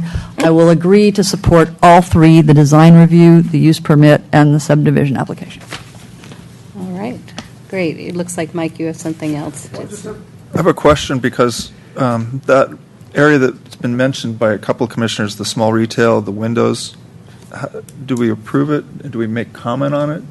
Well, if you... I'm Well, let me talk, and then I can summarize what I think I've heard, because we're actually in agreement on many things, and I would agree that, yeah, a tweak to that retail front would be nice, so you're probably hearing that consistently across all of us.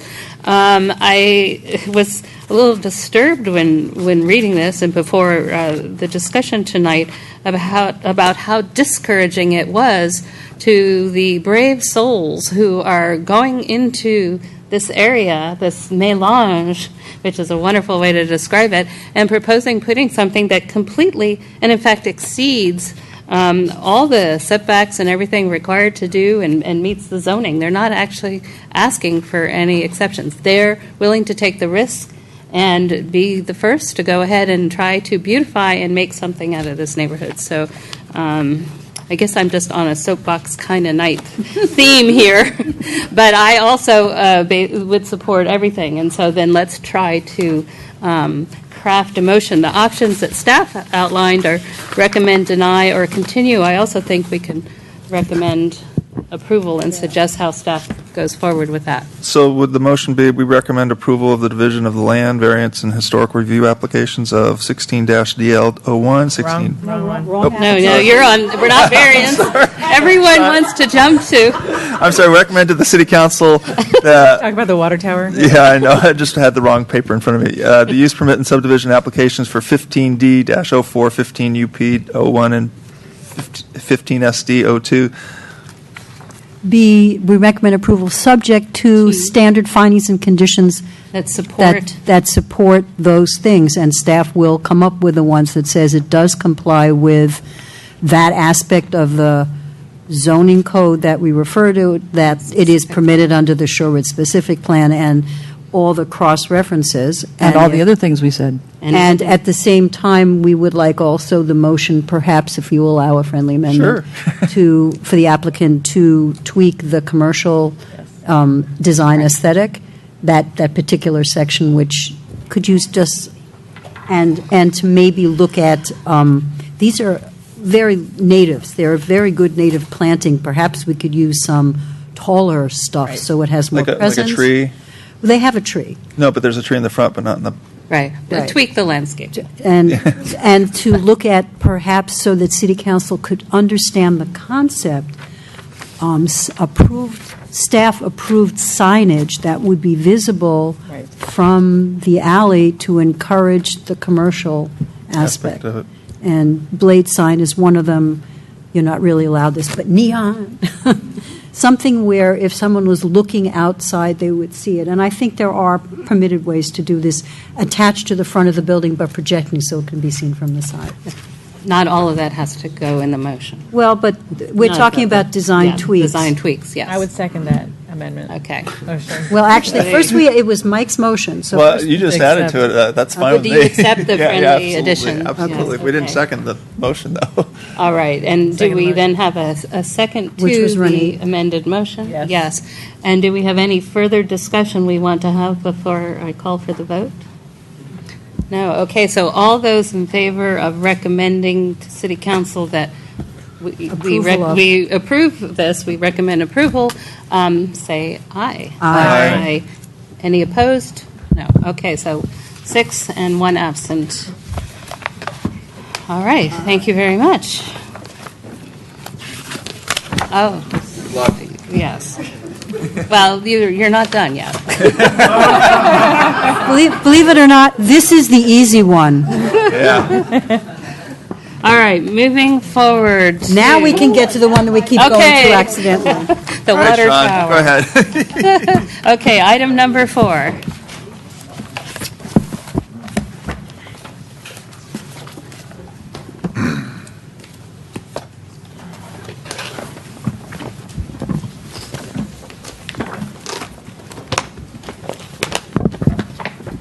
I noticed Sean's been really busy for this meeting.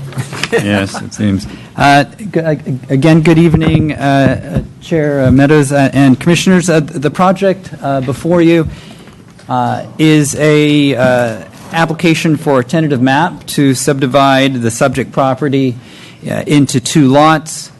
The application includes a historic review to relocate the water tower, which is currently located approximately in the center of the property adjacent to the historic home, and to relocate it to lot number 2, to remove a portion of the main house and garage/studio, which are designated historic resources, and a variance to allow the water tower to exceed the accessory structure height limit of 18 feet, and then existing main house to encroach into the daylight plane.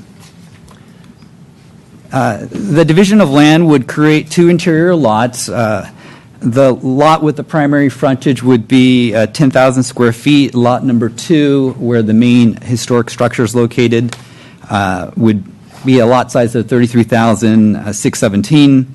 The project does meet the State Subdivision Map Act findings by conforming to the city's general plan, which permits up to 4 dwelling units per acre, and the 2 sites fall within that permitted density. The subdivision design and proposed improvements would not cause substantial environmental damage or injure fish or wildlife or cause any public health problems. And finally, the subdivision does not conflict with any easements. Staff did receive comments from Commissioner Ennender regarding clarity on the daylight plane intrusion. The applicant was very kind in the last few days to provide a revised site plan sheet and some revised elevations to provide some clarification to the commissioners. What we have before you is 2 daylight planes. One daylight plane coming across the front of the property, and then a secondary daylight plane coming off the rear property line of Lot 1. Daylight plane 1 crosses the 2-story portion of the structure. Daylight plane 2 crosses the 1-story non-historic addition on the right side of the main residence.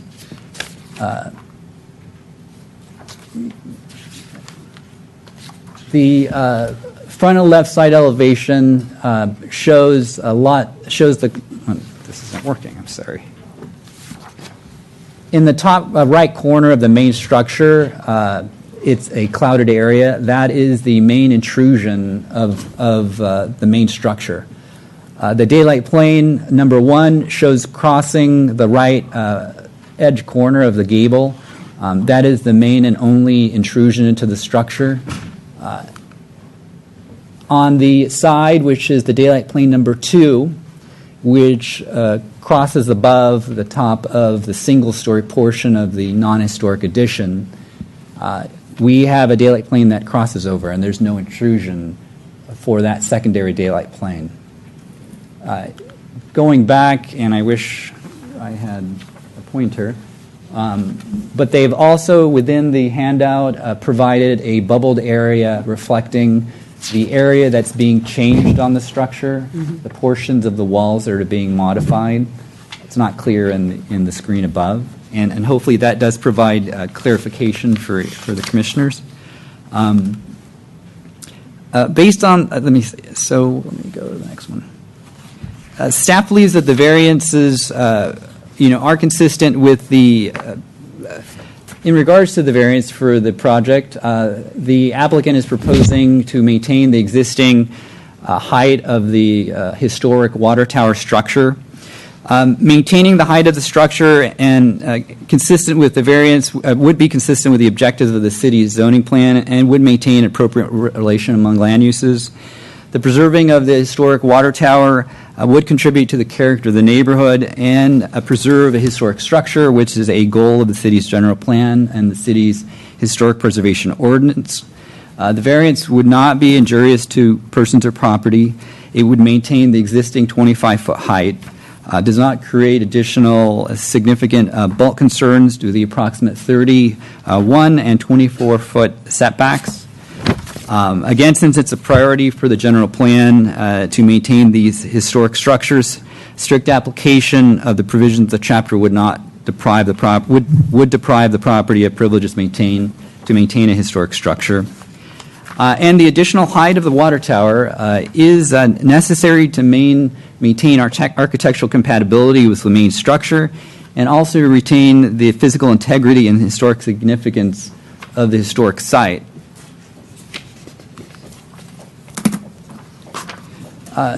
The applicant, as part of the application, as indicated on the site plan, in order to meet the side yard setback requirements of 10 feet, will require modifications to the existing studio/garage.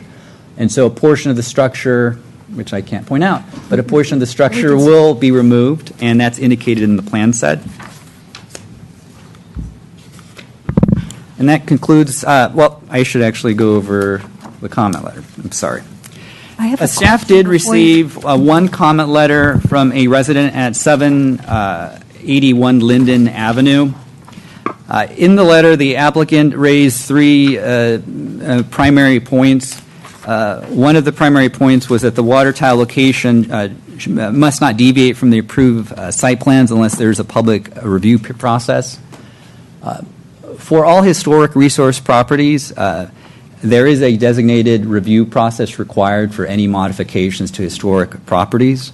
In addition, if any proposed modification occurs along the first story, it will require a design review by staff.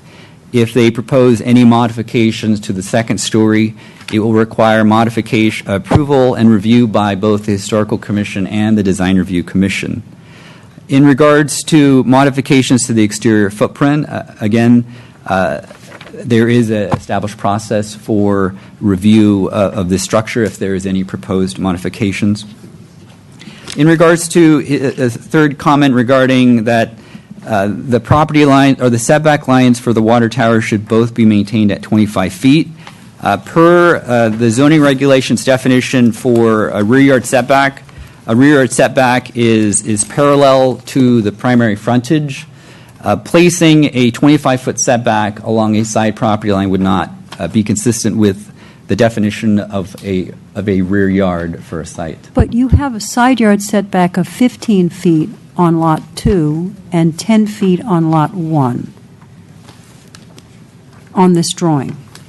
It shows a 15-foot side setback on drawing A1.1, and you've referred consistently to what I believe was the code, which is a 10-foot side yard setback. And the side yard, interestingly enough, follows. The side yard has a peculiar shape because the lot is L-shaped. And that, what you've done, I think, is classic planning approach to that, to have that front of the L be technically a side yard wrapping. But I didn't understand why the larger lot had a 15-foot side setback, unless the applicant didn't realize that they only needed 10 feet. And it's only in that one. No, it's on both sides. So, oh yeah, there's 15 on the other side too. Yeah. So the reasoning for the applicant's error is that as part of the development of this tentative map, staff had directed the applicant to develop a alternative map which would accommodate a third lot. And so what must have been carried over on that line was the 15-foot setback line for a flag lot. That is a potential in the future, so the larger lot has the potential to be divided into two lots. But I One thought the flag- city didn't permit flag lot development at this point. It permits single-story flag lot, right? We do allow flag lots with 20-foot corridors for each one. Okay, And but so it is a permitted. It is permitted permitted with a use permit. Okay, And thank you. But single-story. it would have a single-story Sorry, limit. the development could only be single. Right, right. So sorry, it would be on this side. The Egan side, it would be The flag lot, No, it's on the, behind lot one. But it's not even, we probably shouldn't even, it's not here We're talking about it tonight. because the It's not- historic buildings. No, I know, but then you're moving the water tower. Yeah, again, again, too, and all, it's yeah. like- Well, it's not in front of us. Let's not go there.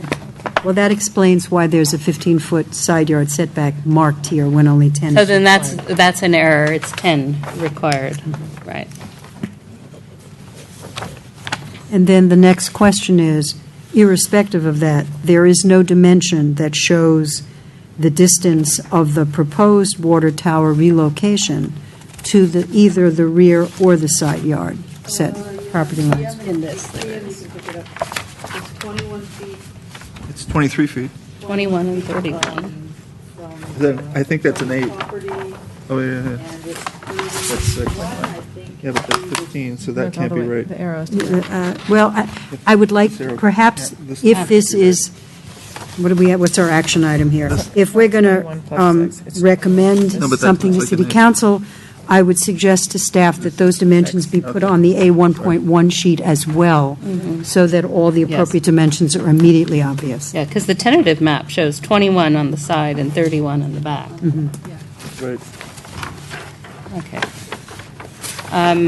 Which actually, why don't I have a question for clarification along those lines then, because according to Mr. Cray's letter, they're showing something, and maybe this is what it looked like when it went to Historical Commission, but they're showing a 38-foot I thought that's Rear- what they were asking for. rear yard setback and a 31. You thought that was what the, I think this is what they're proposing they'd like to see in that area, because if you look at where all right, we'll The- get there then when the they, yeah, 22 okay. is, that's not where it lines up with their plan. I see, okay, Hence my confusion. yes. Right. We're all confused. I was confused too. It took me a little while Okay. to look at it. Other clarification questions for staff? I look at that. Go right ahead. Okay, I'm looking at page, I love these historical reports, they're so charming. And their detail. But I'm looking at page 34, where it says the construction chronology, and it talks about the water tower. Am I understanding this correctly, that in 2013, the water tower got the addition, so it was a one-story water tower, and it... No, the water tower was always as tall as it was. It The always way we have the water tower here. got- But it had a one-story addition that went around it, Okay. or adjacent to it. I see. I understand that. Now, by virtue of that addition happening 4 years ago, that also retains historical status, though it was built 4 years ago? Is that right? Or is it just the original envelope has Well, status? I mean, I think that calls the question. The report does recognize that that the structure may not qualify as a historic structure, but however, it's currently on the resource inventory. The applicant has advised they do not want to remove the structure from the historic resource inventory, and they've not requested or pursued the removal of it from the inventory. So as indicated in the inventory, it's listed as historic.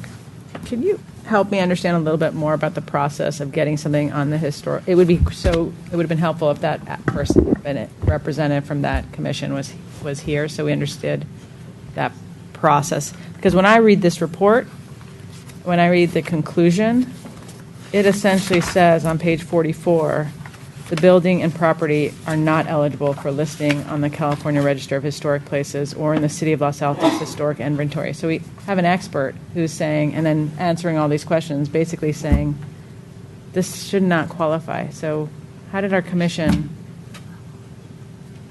designate this as, how did this property owner get so lucky?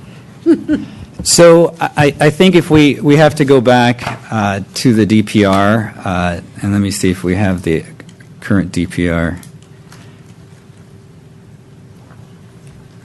I have to find DPR it. is- One Well, second. is there different So the- qualifications between the city of Los Altos and California? Yes. So And how- between the state and the But Fed. this makes a recommendation that it has no significance in the city, on the California Register of No, Historic it's not Places. saying it has none. What it says is it's not compliant. Displays a level of It has yes. some, but it doesn't meet the full value.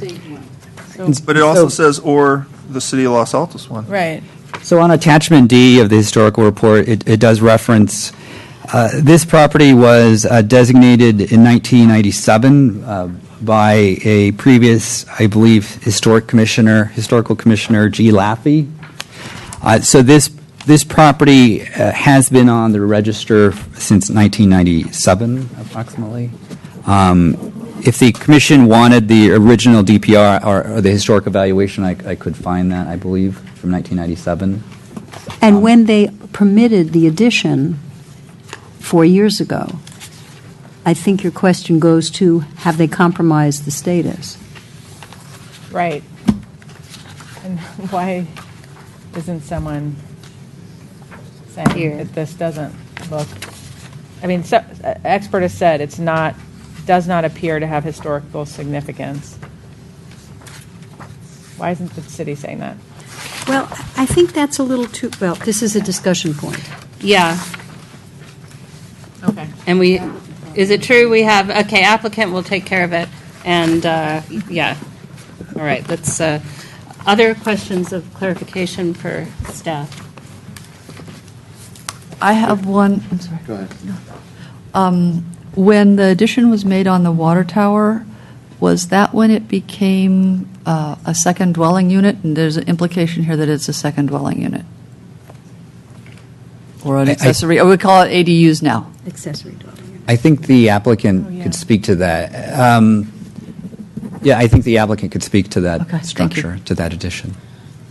All right. You know what, I'm sorry, one last question. If we now apply our ADU rules that we just implemented, and we move this to the location, what are they capable of doing going forward in terms of making it, it's already higher?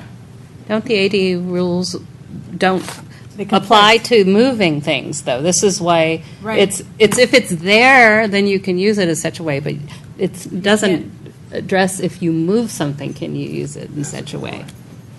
Yeah, the whole question. Like you would be It's a whole big creating a question here. non-conforming, right, ADU? Correct, yes. No, I don't. Or No. what rules? No, it would apply not to conform. Well, it's not conforming if a variance Yeah, is the variance, by the commissioner, but.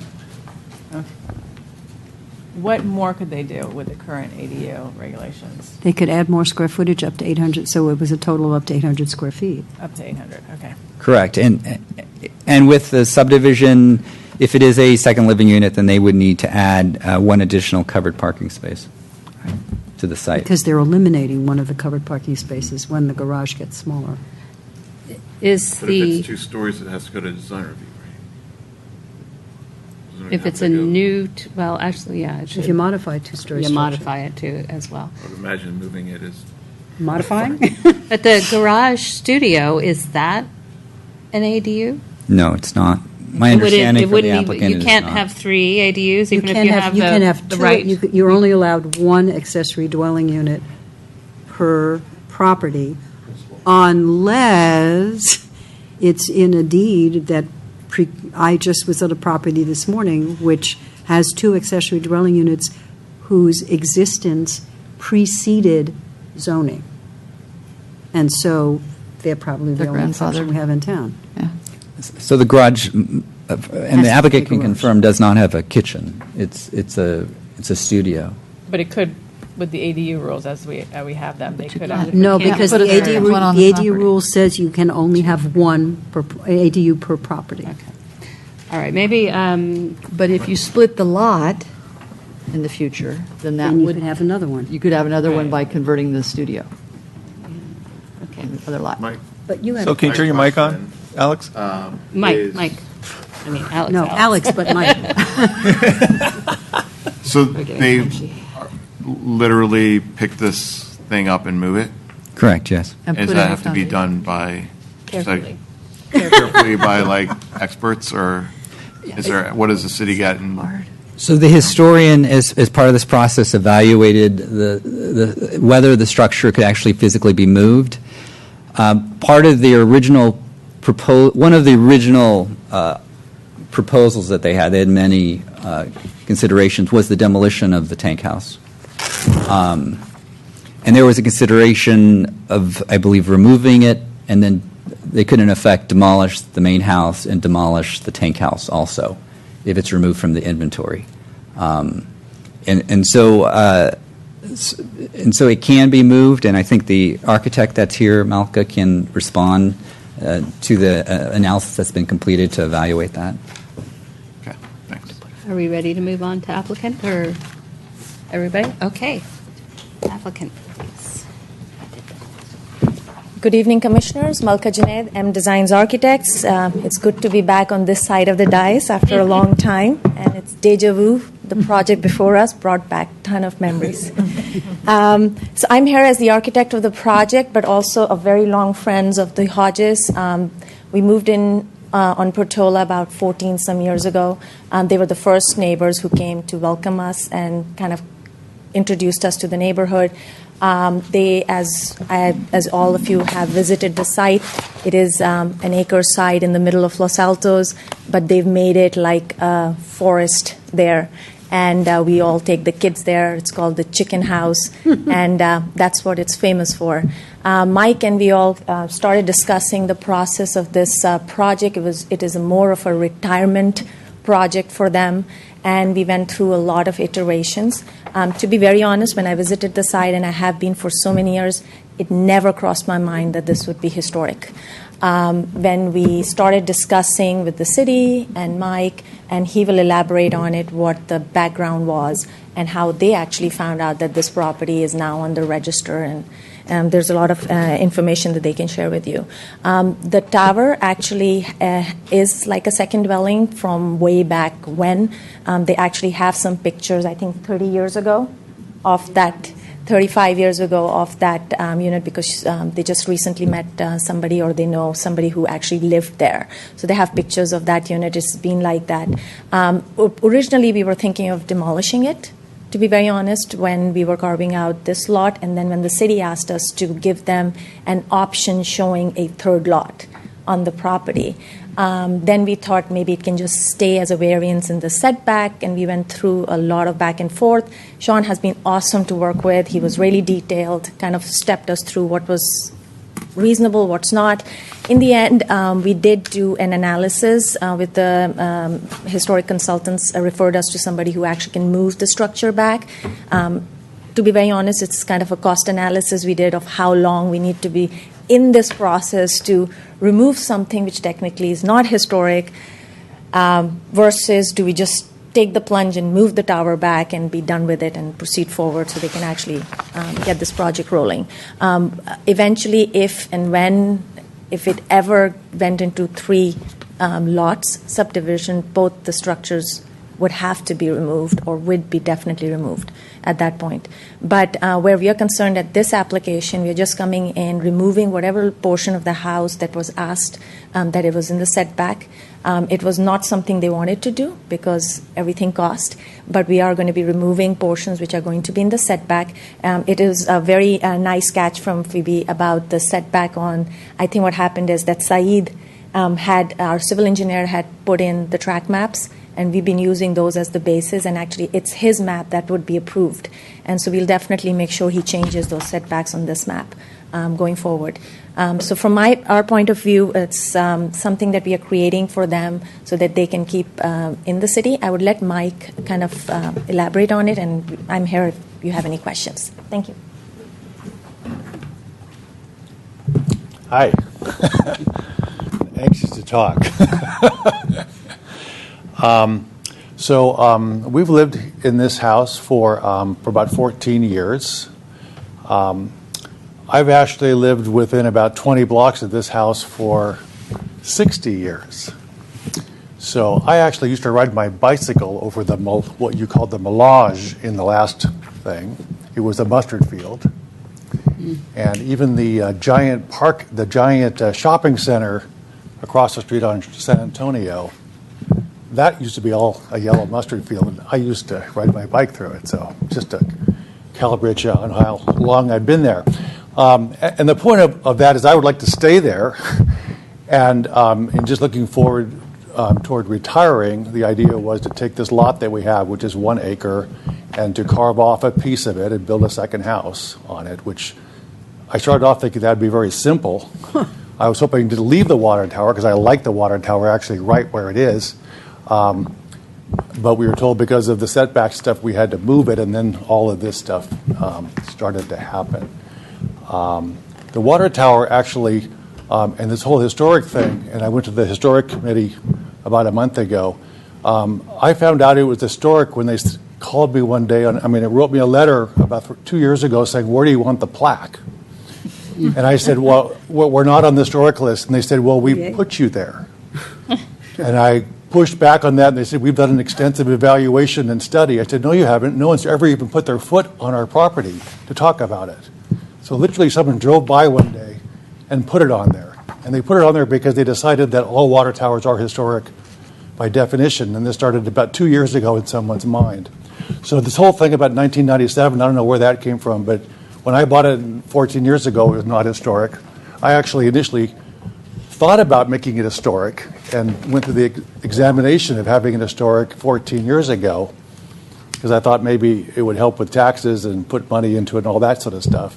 And I was told it wasn't historic on the county level or the state level, but was told cities can do whatever they want, but it won't help you at all. And so I thought that wasn't useful, so I didn't do it. But and then we had this report done actually twice with this. So anyway, so that's kind of my story. And like Malka said, this has been used as a living situation for a long, long time. One of my wife's friends was actually born there. That's how long it's been. I don't know how long ago. It might go all the way back to the 1930s as far as I can probably tell. But it's not been a water tower for a real long. It hasn't been a water tower holding water for, I would guess, 50 years. And so it's been a residence for a long time. Otherwise, like I said, we want to live there. We have chickens. I have 2 beehives. And it's a lovely, I guess you were there today, Sally. It's just like a Garden of Eden there. And I would just like to keep it as much as I can, just the way it is. So it's my story. Any questions? I just want to know, are you keeping the chickens? Because I walk by there every day. What's that? I live literally 2 blocks away, so I walk you by. feed the chickens through my hole in the head? No, I just look at them. They're kind of fun. Oh, they're very fun. Yeah, He lives near every project we hear. It's true. Or if he doesn't live there now, he did. Yes. Exactly. Or he bikes by it. Yeah. I don't know if the question's for you or for staff, but why is it that the water tower would need to be moved onto Lot 2? Could it remain on Lot 1 if it were moved within the building envelope, for example? Then they don't own it. At that It point, it's a wouldn't be matter of there. ownership if they're selling Lot 1. Right. So I'll go ahead and answer. Mike and the family is hoping to live in the bigger lot and just keep living in the house they're in, and hopefully sell the front lot to get the financing to stay in the city. And technically, as you know, it's a 10,000 square foot lot in front. If he did move it in front, kind of viably putting anything around it is going to be very difficult. So I think he has some sentimental value to Thank you. tower. Can I ask a question? Since you said that you weren't aware of the historical commission's preservation of your property, Designation. are you in the process of trying to unwind that, or is that something on your agenda? Well, we kind of got through the historic meeting last time without making too much of a confrontation over it, and it didn't seem like I had to undo it. You know, the water tower being historic, I can imagine some rationale for that because it's very cute. The house itself was built in 1915, and it was never meant to last 100 years. I mean, it's just a kind of rickety old house. The quote studio garage, when I moved in, was a dirt floor. I mean, it's just like a shed with walls on it, you know. I mean, it is really old, and we're going to have to move the wall in 1.5 feet from the school, you know, to meet the regulations and stuff, which is kind of a silly thing to do for such a junky thing. What I'd like to do at some point, and part of the reason for doing this development, is have enough money to rebuild, put a real garage there. I mean, it isn't even a garage with you can't put a car in there or anything. To rebuild it in the same shape of what it is now, rebuild the house and just make it a little bit more modern house. It's actually a pretty small, even though it's on a huge lot, it's a pretty small house. It's only like 2,600 square feet or something for the house. So you would like bifurcate the historical. But wait a minute, they've already done this, because there is, May 19, 2017, there's a new historic resource evaluation update, and that's the one that concludes that although it has some. Page 8. I'm on page 8. This is just knowing that this is there's an update, and this is the one that says, even though there are characteristics that would appear to make it historically important, in fact, it doesn't meet the criteria. So their footwork is done here. The underpinning is done. If they choose to pursue this, it has nothing to do with what's going on with us today. What I'm trying to understand is, does the moving of this water tower become moot if the water tower has no historical, if it's deemed not to have historical significance? We don't have to put it right next to the neighbor. Well, one of the pieces that they talk about is location of various pieces. That's one of the historic resource inventory criteria. So if you move something, do you destroy its historic quality? That is one of the issues. It can still be architecturally, historically significant, but the location part of the historic thing is something that you see from the street. This is the subtleties of historic resource evaluation. But what I'm saying is this update gives them the foundation, if they choose to pursue getting themselves off the historic listing. Most people don't do it because being on the town's historic listing doesn't really put much onus, except that you have to go through the Historic Resource Board.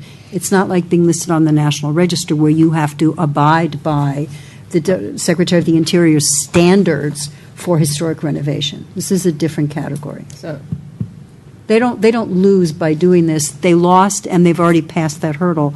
As Mr. Hodges said, they passed that. They went through historic resources, and they said, okay, do with what you see. So now it's up to us. Are you confirming? So I would like to just clarify something really quick. We actually did look to go through this process. Sean has been awesome. He actually recommended that we do the second time the study again for the moving of the tower, just so everything is clear that it can happen.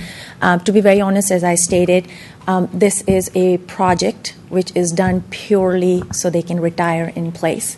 We are trying to be cost effective. We had looked into the process of going through removing it. Sean can talk a little bit more, and Mike, on the history of what was on the commission and what was not. And even the historic consultant, had a little bit of a concern trying to come in front of the city in more of a confrontational manner. And at that point, for the Historic Review Committee and the people who actually had put this on historic are no longer part of that committee anymore. So to be very honest, the decision was made to proceed forward so they can actually do this in their kind of lifetime. We thought, let's just proceed, keep it historic. We did the evaluation of the cost of moving the tower, which worked financially, and we said, okay, we'll just proceed. If and when there is an issue and they want to remove it, as Phoebe said, that's already part of the actual historic report, but then we'll have to go through the process of the city to try and remove it. So I hope that clarifies things. Yes. And of course, if you do anything to the tower, any change, or to the house, we'll have to go through that process at that time. If you're designated historic, then do you have different building codes and all that stuff that you have? Not unless you're on the national. Not on the That's only national. This national. is just for the city. Okay. Now, the commission can impose stuff, and they can ask for certain things, and that's fine. But where the main registry is concerned, we are not.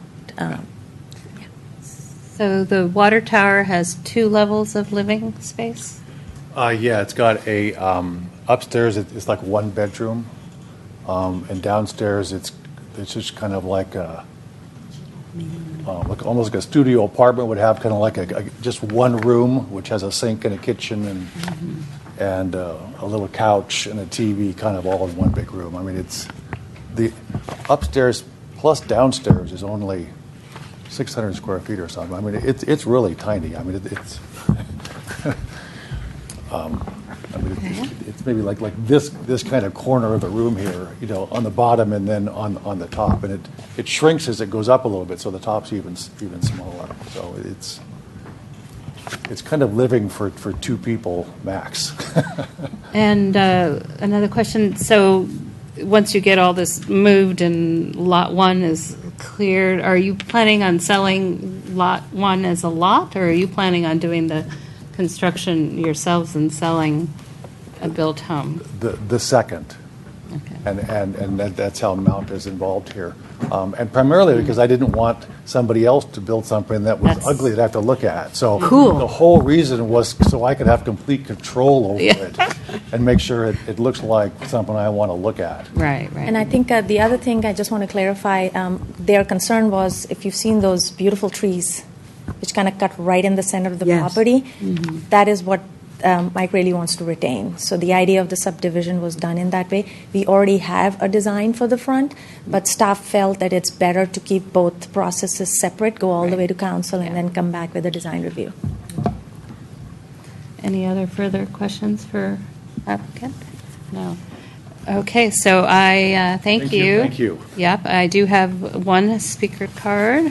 Randy Cray. If anyone else wants to speak, they should get me one of these green cards. And I will mention, come ahead to the podium, that I had the good fortune to visit both the lovely chicken house and also the Cray's residence, because I know Mr. Cray as well. So I viewed the project from both sides. What's that? See, I'm Randy and Elaine Cree. We live at 781 Linden Avenue, and our backyard abuts the Hodges' right where the tower building is to be moved. Before I go on, I'm supposed to say that I'm also a member of the BPAC Commission. I'm also sitting here on that, but when I'm speaking here, I'm just me as a neighbor with a couple of concerns. See, I wrote a memo about what our concerns are. I read through it. It takes about 5 minutes. So I did an abridged version, which I'm going to just read at you real quickly, if I may. See, although we're hardly thrilled about having the tower house at the location on the proposed site map, we nonetheless support the Hodges' subdivision plan, and we support its approval by the PTC. We accept the city's insistence on keeping the water tower building as a historic structure, and we accept the water tower building's new location as being just about the only place that the Hodges can place it and have the subdivision that they desire. What catches our attention going forward is, even though we're arguably the most affected party in this move of this tower building behind our house, is that we really had no say in this. The Hodges have been working on this for 2 years. City staff has approved this plan and recommended its approval, including its needed variances. The first we noticed of this was just 2 weeks ago. The Hodges have been helpful in explaining their plans once we inquired of them, but any opportunity to impact this plan has long since passed us by, and we see this as a fait accompli. The Hodges have reached out to us. They have offered to work with us on anything that would help mitigate our concerns about the view of our backyard. We think one well-placed tree near the building to cut the outline of it a little bit will meet our needs satisfactorily. But going forward, we would like some protection from possible future changes to the tower house without our participation, and some things we'd like to be part of the design and review process. So to this end, we're requesting the PTC put 3 conditions. Staff has already addressed them, but I think I'd like to say a couple of things about them. First, we request any deviation from the footprint, especially if it goes towards our house, that would be subject to public review. I think I heard staff said that it would be, but probably through the Historic Commission. Second, request that any improvements to the tower house that would expand its footprint or the outline of the building itself also be subject to public review. I didn't hear staff say that. I think it could be done with just staff review, and then we'd be cut out of that. And third, we would like that 25-foot setback that I mentioned. Our position is that the tower house would be a much-used guest house and rental building to our back fence. And we take the position that that yard between it and our back fence is really the backyard of that second building. And therefore, we should get the protections of the 25-foot setback. Oh, I still have. We already have one house built within the 10-foot setback to our side yard, so we have a feeling for what that could be like. And we have a very limited backyard area where we can actually do anything about it within our own property line. Thanks. I had a question for Sean, which is, the water tower is a two-story structure. Yes. And my understanding is if a two-story structure is modified, that is made larger, then it has to go to the Design Review Commission. Is this correct? So if a modification to a two-story structure occurs at the first story only, it would require review by the Historical Commission and then administratively reviewed. However, if there are any expansions or modifications at the second story, then it would require both the Historical Commission and then also design review. Okay. I would like to note that the noticing process for historical resources does not require notification to neighbors. It merely requires posting of a notice at the front of the property. Only landmark properties require a notice to surrounding property owners. Thank you. This question, is there any issue with respecting that request for the 25-foot setback? It's just that you didn't. No, I think the applicant could respond also, but if that's a recommendation or condition from. Let me just close. I thought we might have a question for the speaker, and we didn't, so I'm going to close public comment, which we kind of closed anyway, but so continue on then with your, or you got the answer to your question. Okay. So the tentative map shows a 20-foot setback. 21. Sorry, the numbers are really They small. are. Thank you. Yeah, so it's 21 feet, and the neighbor's requesting 25. Right. And the rear is 31? And they're requesting it be 38. Just I want to, because I couldn't read the little numbers. Thank you. Actually, They're required to be 10 and 25. Exactly. So they're already exceeding Right. the minimum. yeah. But their height is 7 feet taller, so it's a minimum for a structure that is 18 feet. Otherwise right? Not a conforming. structure that's 25 feet tall. Or that's the setback for an 18-foot structure. But there's a code tweak that if it's tall, you're allowed to be taller than what we would normally permit if it's part of the architectural compatibility with the main structure. Sean?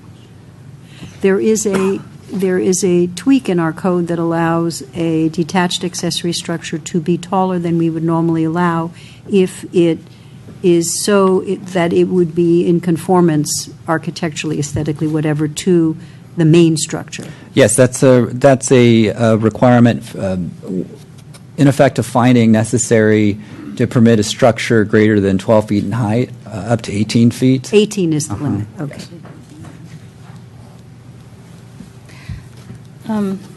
I do have a question, actually, for Randy. I don't know if you need to come back up, but I didn't understand from your letter or your speaking that you were actually requesting what you show on the diagram, which is a 38-foot rear setback for the water tower and a 31 side. I mean, I didn't. The drawing is theirs. I just took a copy of it. Yeah. It's 31 feet back. 25 foot setback is all I'm asking. So this is not a request. This is something you provided that you got at some point, which isn't consistent with what we have. Nothing. Oh, okay. So maybe it has Older to do with the drawing? Historic Commission, what happened there. But Yeah, this is that's not a my drawing. request on your behalf. I mean, you're not. What is it? I'm sorry? These 38-foot rear and 31-foot.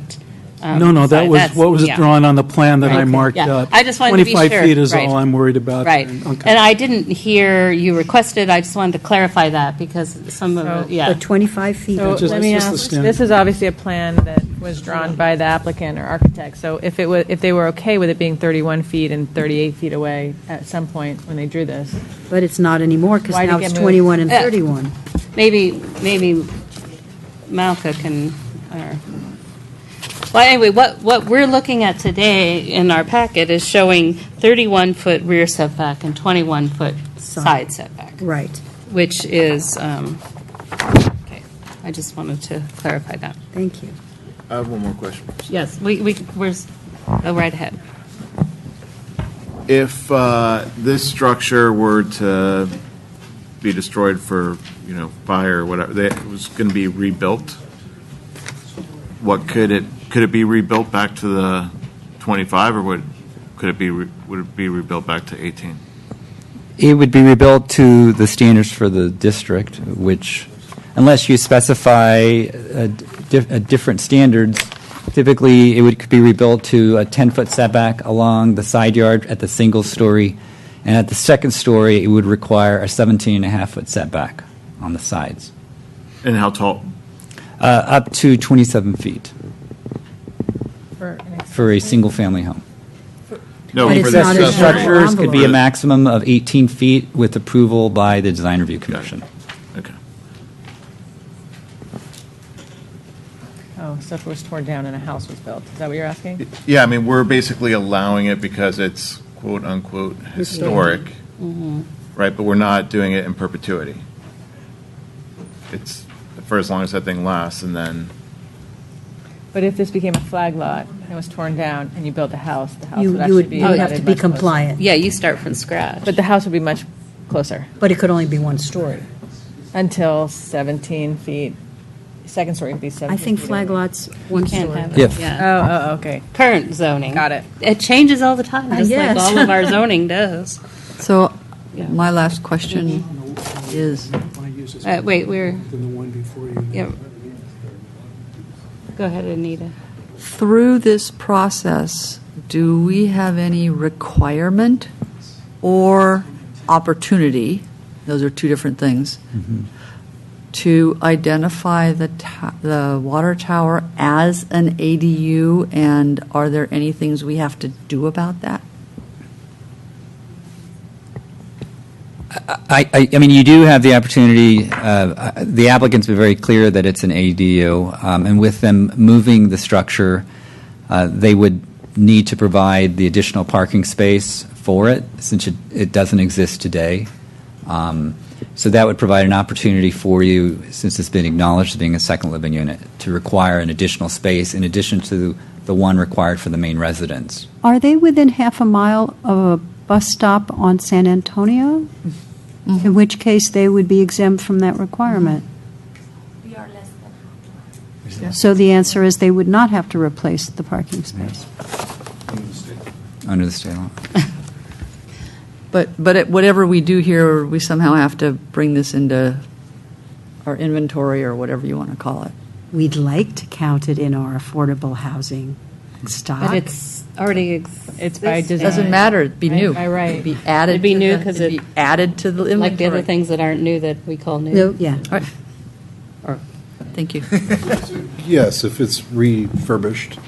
So in the move, it's going to have to I mean, be, it's got to have a new foundation. yeah. So we would count it as an accessory dwelling. Okay, cool. All right, so are we discussing or still asking questions? Who would like to? Yeah, we're doing both. Who would like to go make a stab at the recommendations here?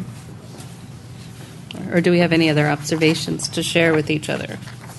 I have a comment about trees. I've heard that the applicant loves the line of trees that they have, and I'm not sure, I assume you mean the ones that are towards the 5, 6, front, 7, 8. 5, 6, 7, 8, and so on. I would like to make the general comment and then get a response from the applicant.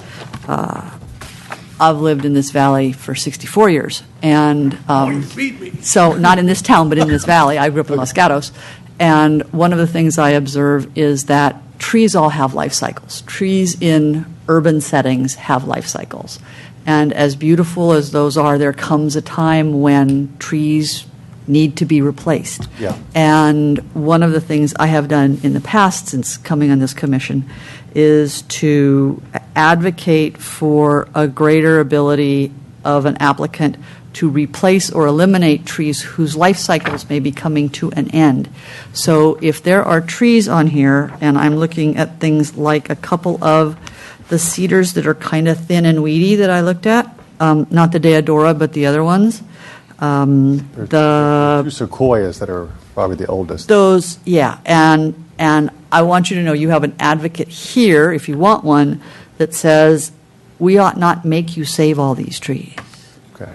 Because some of them are really getting kind of big, and on an acre lot, they might make sense, but when you start moving to a smaller lot, they can be a bit overwhelming, and I'm not sure that the person on your next lot necessarily wants all those big mothers hanging over. The oaks, yeah, I think we ought to hang on to the oaks, but the rest of them, I would give you the option to do whatever you want with them. Thanks for the comment. Whatever you want to do.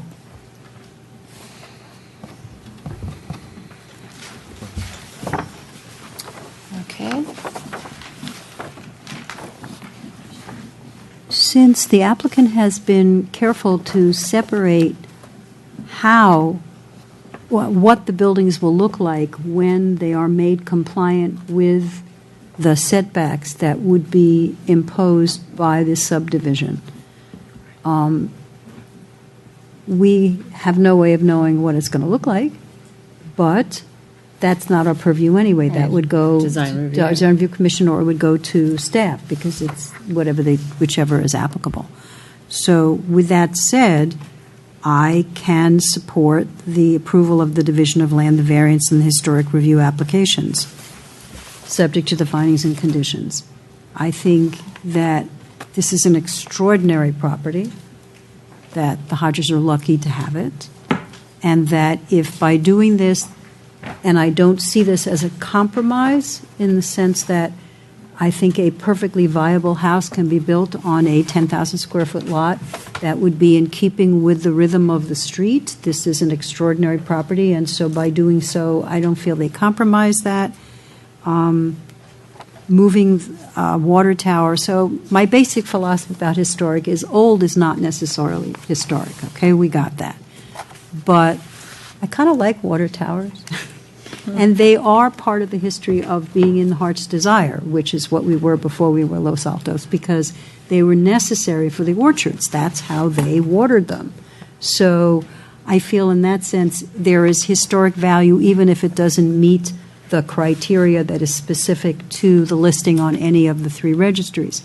But it's a value to the town, even without meeting the criteria. So I support retaining it, and if in order to do that, you can get a variance. It meets the criteria. The state requirements for variance are met clearly, and it's an advantage to the town to allow us to do that. That's why I support the variance. Historic has already been through the review. It's a nice old house. It doesn't. George Washington didn't sleep there, but if we can allow them to stay and make it look a little nicer and work better for them, so be it. And if by reducing the size of the garage, they don't have to put in another covered parking space, they can have a smaller garage, which is also aesthetically advantaged, because a two-car garage is, in my mind, uglier than a one-car garage, because it's a garage, and cars don't really belong in our lives. We should have all horse and buggies on properties like this. So I can support this without further discussion. I think we spent a lot of time on it.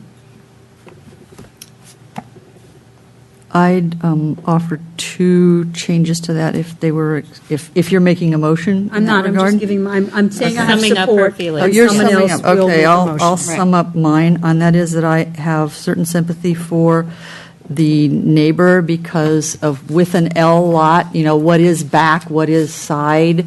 It's their back lot, their backyard backing up to something that's because it's an L has been declared a side lot, and because we are looking at a variance to go above 18 feet, which is otherwise our absolute top, I would like to see it moved over to 25 feet. It might take a tree, but I'd like to give them the few extra feet of distance, and what I said about the trees earlier. That's it.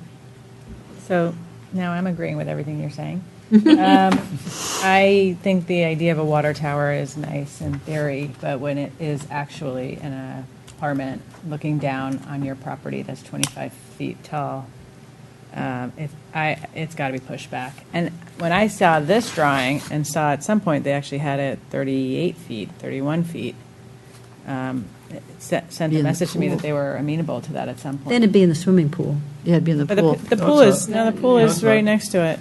It still shows the pool. I mean, it would be a pool house, which is probably more likely. But since the neighbor is only requesting 25 and 31, I would honor that, because I do think when you answer the question, is this injurious to neighbors, you can't say it's not when the neighbor says it is. So I'd like to see that pushed. Okay. And I would also say, but maybe this is in the design, but those windows that are looking down on their property should be obscure. There are But- no windows that are in the property. Okay, so then no issue. We look at our, we look together for So ensure, that's good. But if you turned it, but it sounds like you wouldn't. I have a question for you.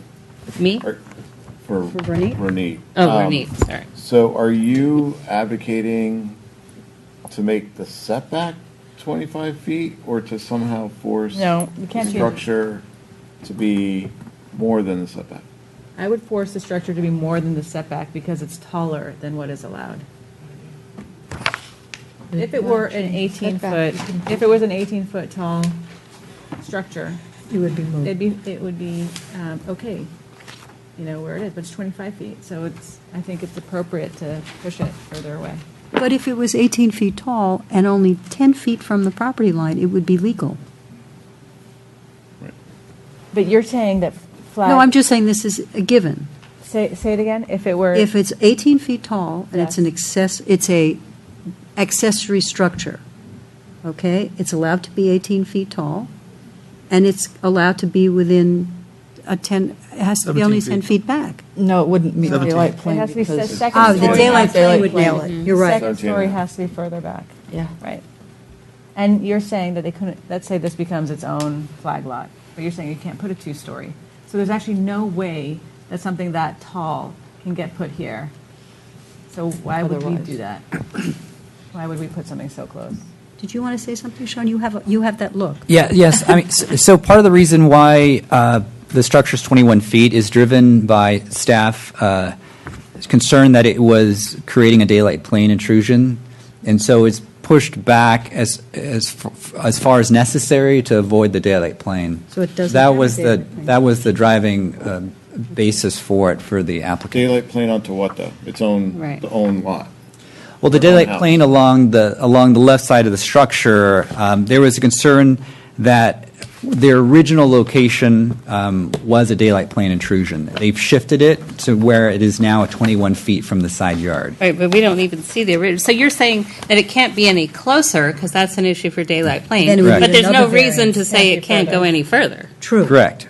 All right. And that was a consideration, I think, on their part, and the applicant could speak to that also, probably. All right. Who hasn't talked? Alex hasn't. Alex and Mike haven't. You can go first. Yeah, no, I think it just comes down to how far. And it's yeah, I mean, we're allowing it because it's quote unquote historic, even though it's not. Close. And, well, I guess just, can we ask the applicant I would whether like to we ask- maybe just Is that 4 circumvent feet this? on your side yard setback, a 25-foot from the property line on the side? Is that amenable to? So, yeah, we'll make it easy for the planning commissioners. We are okay as long as the setback itself doesn't change. Oh, the So that's setback's a not going to future. change. We can't. We are change that. happy Yeah. to accommodate the Yeah. neighbor's request Yeah. of the 25 feet of Right. having So it. the positioning of the tower will be at 25 feet. Correct. from- Just one thing I want to do, Claire, I think somebody brought up the orientation. We need to move it the same orientation, at least that was discussed by the historic consultants. We're just moving it the same way back. But there's no There's windows. no windows on there. 3 sides of the building. You can look on. But we are photos. happy to move it to 25. 25, okay. Got it. All Someone right, make a great. motion. All right, so are you done then? And Mike, and you are? I'm ready to make a motion. Go for it, Michael. Don't you get to say? I'm ready to hear Mike's motion. So I recommend the approval of the Division of Land Variance and the Historical Review Application 16DL, 16-DL-01, 16-V.01, and 16-H01 to City Council, subject to the findings and conditions that have been written. With the And- addition. And the setback. Not the setback, The the position. building be changed from 21 feet from the side yard to 25 feet. Will you also accept that we not require protection of trees other than native species? Is that in the, No, it's not there. so you want to protect the trees? No, She doesn't want them all to be. I don't want to protect all of them. I want to protect But the it- but it oaks. Want to Actually, I protect the think oaks. they might have it as is it a condition? Yeah, that's why I'm wondering, is it? Yes, it does say, Yeah. condition 6, all existing trees on the site are protected and shall not be removed. And so we're saying all, what do we call them in the heritage? What do we Well, they call can have a them? tree removal permit application. Right, all protected trees. We have Madam Chair, may I interject? Yes. The zoning code protects trees over, any tree that's over 48 inches in circumference. Circumference at a certain height, yes. So we can't differ from that. Right. So these. You're saying they a few- all qualify? Almost, I think almost all of these are of that size. It doesn't prevent them from applying to. They can apply for a permit. That's why I would just. Yeah. All of these do But- not, are not 48 This inches. is a standard condition that just says it's protected for the purposes of the subdivision. But in the future, it doesn't mean you cannot ever remove them. Right. I Oh, for the- understand that. I'm just trying to simplify things by saying if we can make this decision now and say you don't have to protect all of these, then they don't have to deal with that in the future. But if you say they're protected trees, it implies that it conforms to our ordinance that's tree protection, which is anything 48 inches larger in circumference. Yeah, And not all of these It are. also implies a little greater sensitivity, because in the future, come in for a tree removal permit, and we have a permit that says it should be protected, then we start thinking, okay, then it needs to be replaced. And because it's there for a reason. Is it there for the context of the historical site? Is it there for privacy screening? Is it there for, rather than it just being an ordinance-protected tree? So that would be a change to condition 6 if you wanted to make a amendment, a suggested amendment, Anita, it would be to say that condition 6 would be modified. Right, exactly. Which I'm not in favor of doing. So you don't accept that friendly amendment? Okay, so then we have a motion that as it was originally made. Has it been with seconded? discussion. Has anyone seconded? I don't think so. second it. Okay, Ronit seconds. Any further discussion, or should I call for a vote? Okay, all those in favor? Aye. Aye. Any opposed? Okay, and one absent, so. With that, I think we better take a bio break. Thank you. And then we'll come back to our item number 5. Yes. What time are we returning? We are returning in about 7 to 8 minutes. Yeah, by 10 to. Thank heavens it wasn't 9:50. tentative map. Thank heavens it wasn't just.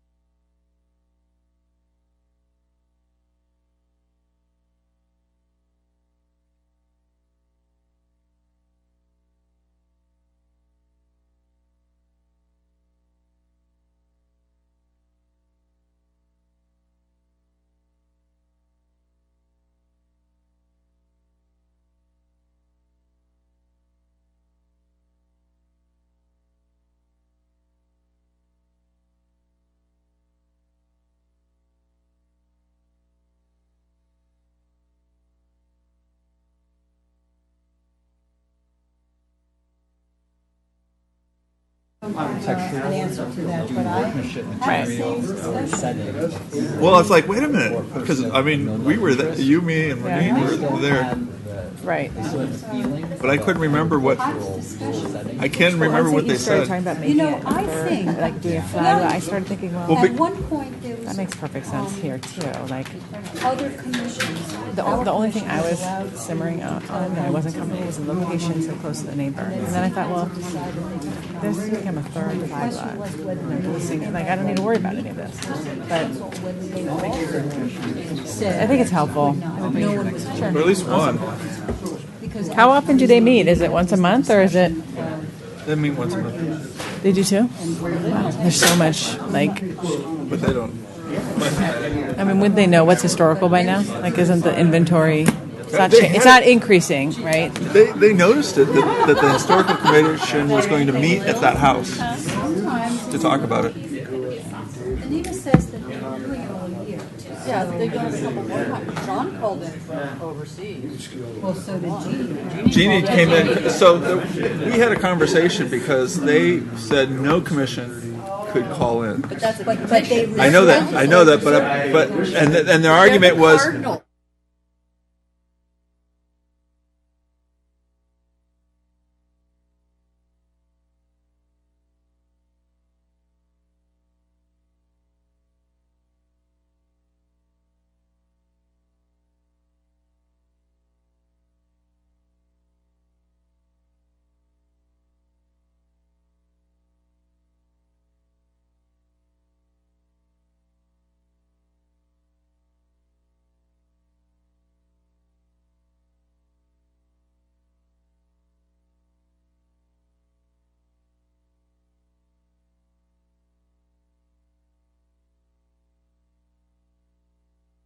So you have to notice that you're. Let me know what we're doing.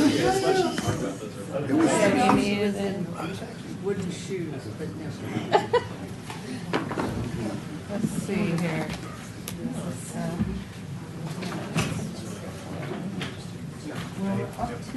We're up to number 5. Are we ready to resume? Yeah, absolutely. Okay, let's. Yeah. We're calling the meeting back to order, and kudos to our left side of the room who've made it through. The right side are all gone. Wimps. Oh, they all moved. Wimps. Yeah. Oh, you're all together. Okay. All right. So let's get our staff report.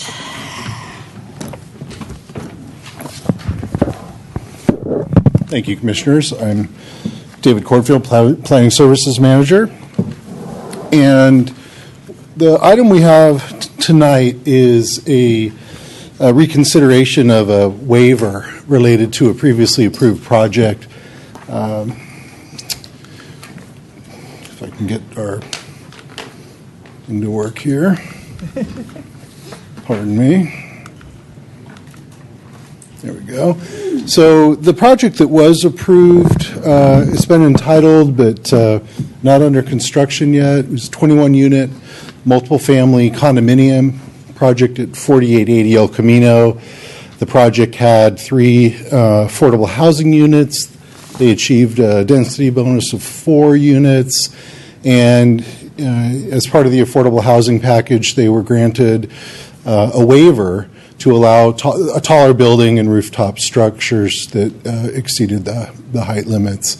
The basic building height was allowed at 58 feet versus 45, and the rooftop structures were allowed at 11 feet above the height limit of the roof, and where they were limited to 8 feet at the time of consideration. And the rooftop structures were allowed at 6% of the roof area rather than the 4% that's allowed under the code. And in developing the construction documents, the applicant found that they couldn't get the elevator to work within the 11-foot limit, and they are proposing to have the elevator tower at 16 feet, 8 inches above the structural roof deck, rather than the approved 11 feet. And so this is the front elevation that was approved. This is showing the building meeting the 58-foot height limit and everything conforming to council's direction except for this element on the top, which is the elevator tower that sticks up a little higher than what was originally approved. And then this is a view from the side, the west side, and the front of the building there is toward the left, and then this is again the elevator tower sticking up here, and this is what's of issue tonight.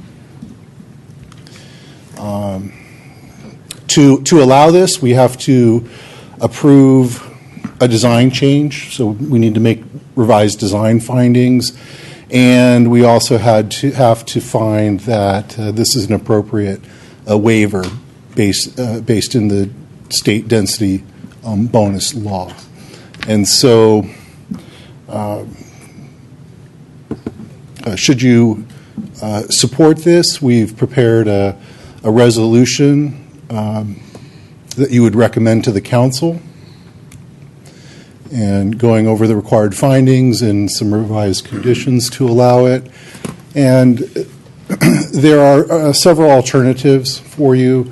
You can, in addition to supporting it as proposed by the applicant, we've worked with the city attorney to develop some alternatives that we feel are consistent with the state law. And the applicant has said they could actually lower this elevator structure a foot by lowering the cab height of the elevator 1 foot, which the whole structure would come down a foot. So that would minimize it to the extent possible, but they're not recommending that in any way. They were just offering that as it's possible. They'd prefer the taller, a 9-foot elevator cab that's more consistent with the 10-foot ceiling heights in the project. Additionally, you could require the building height to be lowered the same amount that they would have to raise the elevator tower, so that the project maintained the total approved height of the council action, which is 69 feet, was essentially what was approved, 58 feet for the building and 11 feet for the elevator. What they're proposing is for a total of 74 feet 8 inches with a 58-foot tall building with effectively a 16-foot 8-inch elevator tower. So that's a 5-foot 8-inch difference that you could make up by lowering the height of the building, the ceilings that were already approved. You could use a different elevator type. We explored whether you could use a hydraulic elevator, which is a different type, which doesn't have as much overhead clearance, but it's not something that's something we saw as an easy alternative, but it's something that could be explored with the applicant. And then any other design solution that you thought was appropriate. So we're presenting this to you for your consideration. I would note today we received a letter from the applicant, revised letter from Alan Makins, and specifically their attorney, Mr. Blackwell, and that's been forwarded to you and is on the dais as well. So with that, I would be pleased to answer your questions. Okay, anyone have questions for staff? Alex, looks like. Did we do any research on our side, or did they do any research in terms of elevator consultant and other potential elevators other than hydraulic? I think they were prepared to speak to it, but yeah, they considered hydraulic and traction type elevators, which are basically the two basic types that are available, and I think they felt that for this type of a building, that the traction type was a more appropriate design, a higher quality elevator, and of that, this was the one that gave them the lowest clearance above the elevator For a 9-foot cab. for the 9-foot cab. For the 9-foot cab, I'm repeating That's right. because it's. Question for staff. Following this approval, we put into place a Trying whole to. host of ordinances. You're on, but You're on, get but your you have mouth to close point to it. We put into place a whole host of ordinances. So how high, well, if this building, because I almost sense from our attorney, I won't get into it, but what could they do now under our new regulations? How high could they go, and how high could the elevator cab be? Under the present code, well, right now there's there's a moratorium. Once it goes through. Once, there's a If there were no moratorium. moratorium, But the regulations that we've all like simmered over for yeah, months. it would allow a 45-foot tall building, and hasn't been codified yet. But right now we have a 12-foot limit for elevator towers, and this commission, in its consideration of the commercial thoroughfare revisions, at least in its draft recommendations, is thinking there should be no stated limit for that, but it should be minimized to the extent practical. Right. But didn't we say if they get the density bonus, they can go up one more floor, which would add, what's the ceiling of what they could add? I think for the that commission was additional floor? talking about 11 feet. Would be 56. Lower than what they have now. Right, I'm trying to get how much lower? It would be 56. It would If it was be 11 45 it's becomes 45 the density plus bonus 11 feet. 56 plus the 12. Got it. Right. Plus the And what? we also, Plus the 12 for the cab. I think we also increased the setbacks from the zero setbacks. Right.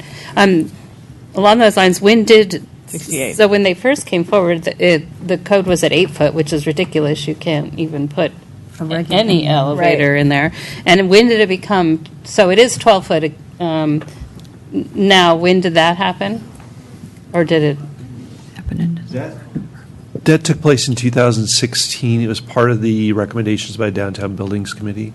Okay. And the reason for that it used to be 8 feet, was it wasn't envisioned that you would have elevators go to the roofs. Right. So that 8 feet was to accommodate the works. The overheads. For things that terminated inside the top floor. But is the difference just 2 feet? If we say now 45 feet can go up 11, oh, sorry, no. No, 56. that's more than 2 feet. And they are at 58 for the building, with 11 feet for the elevator tower. Is the difference 56 feet versus 58 feet? If it gets passed, if council passes it twice. Well, But, yeah. the density bonus is right by law that they would, we have put the ceiling of what they can get. And is that ceiling 56? What's the math you're doing? Yeah. 45 In feet the- tall plus 11 feet for the extra floor that's your ask. The draft of the density bonus ordinance, in my recollection, and John will be able to verify this, is that it would grant as the incentives menu, which is not waivers, it's an incentives menu, one floor up to 11 feet. I believe that's what you put in there. That's my recollection. Okay.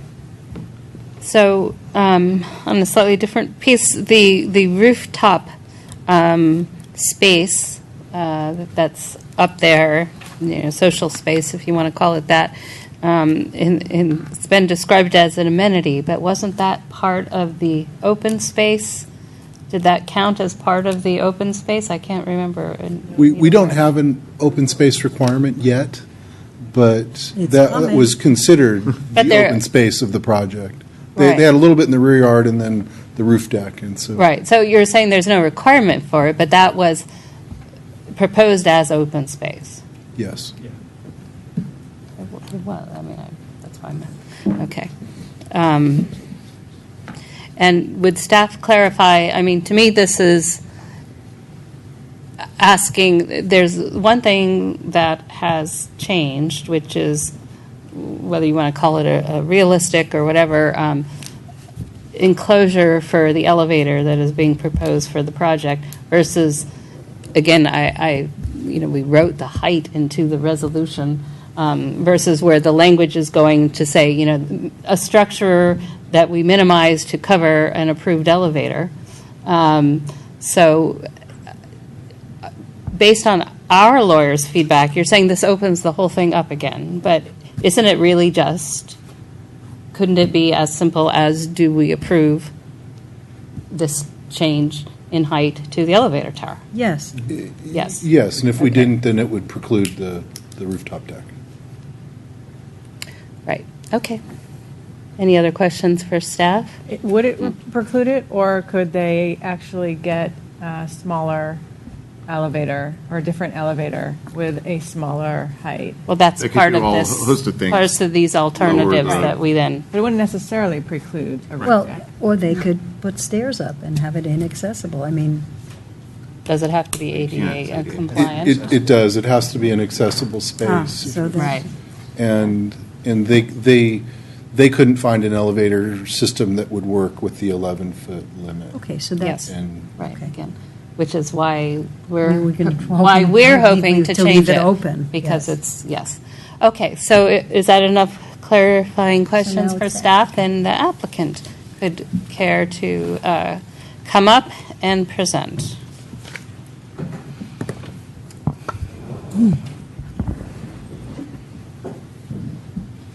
Good evening. I'm Jeff Taylor, represent the 4880 El Camino Real Ownership Group. I've seen most of you before. Actually, I think I've seen all of you before.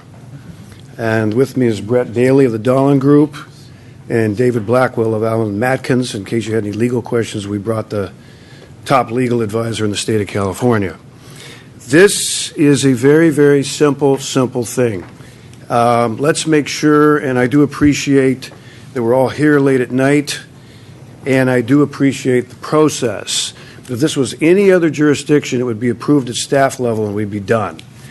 Just to show you a little something, we have an approved building that's 58 feet tall with some approvals for 11-foot accoutrement, which would be our stairwell, parapets, and our elevator shaft. Just the elevator shaft, which we're talking about tonight, we thought we could do it in 11 feet. We can't. We now need 15 and a half feet. That's an incremental difference of 3/1000ths of a percent. So we have a building that represents about 444,000 cubic feet, and we're asking for a little thing that's not even a third the size of a car. We're talking about 6 feet by 8 feet by 5 feet. So this is a really, really, really small matter. How did this come about? We had a 4-story plan and a 5-story plan, and in the 4-story plan, we actually showed a 15-foot-6 elevator shaft.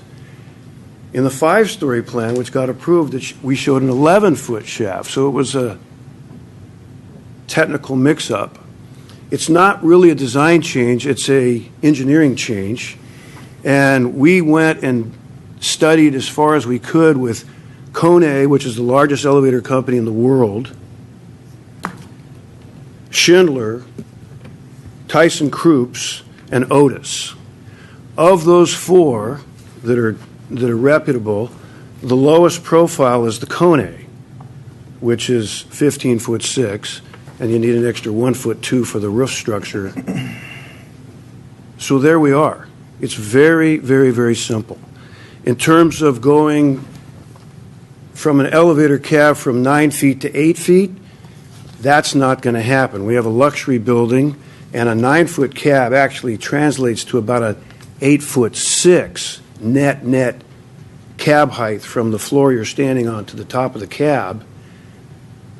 Most people have 8-foot couches, so to put your couch into the elevator as you're moving, you're going to have to do a little diagonal shift, but it could work. So the option of dropping the elevator cab from 9 feet to 8 feet is not going to happen.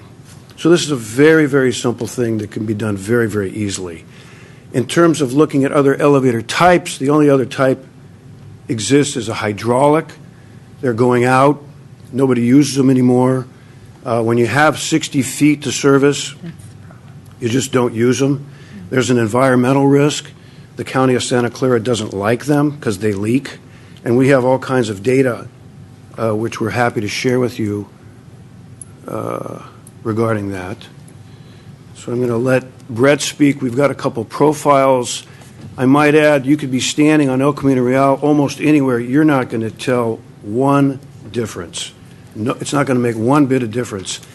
And if you walk or drive down an existing product, the 167 units, which is right to the west, that was recently approved a couple years ago, you'll see the same elevator shaft and there's a stairwell.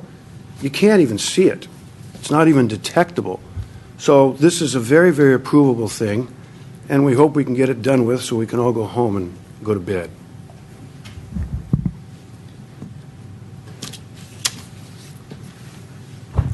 Good evening. I'm going to just share a few of the drawings just so you kind of understand what we're looking at from a technical perspective, if you will. So these are our working drawings. The section on the far left is a cross section through the elevator shaft, and I'm going to blow that up for you here.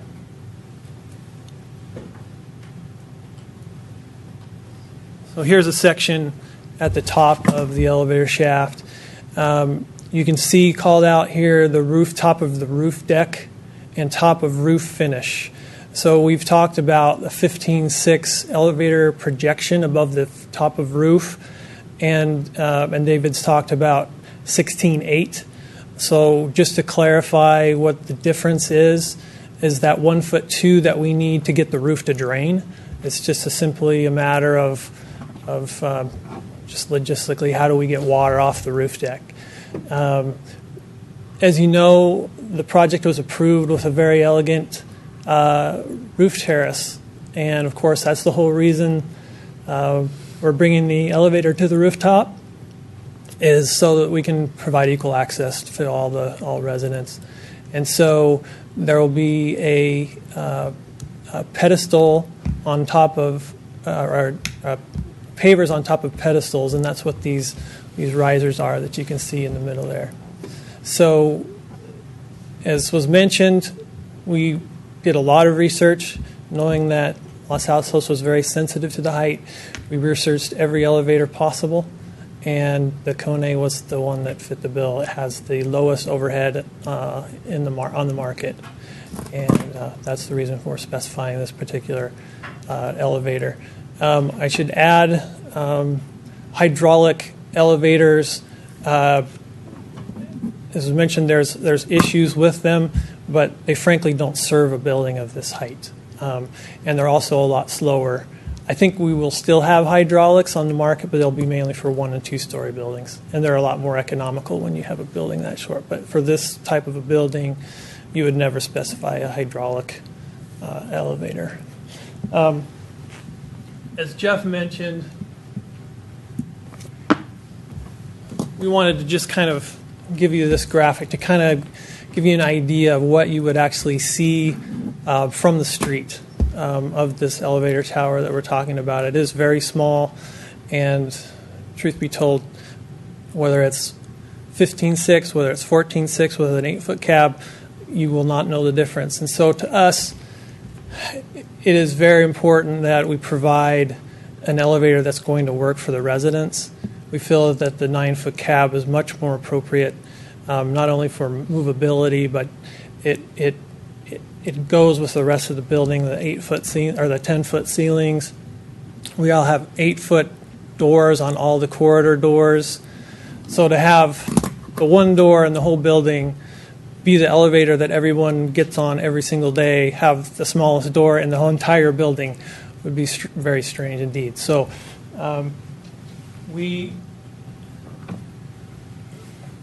go back. So if you can see, there are 4 points that we took these perspectives from, just so you get an idea.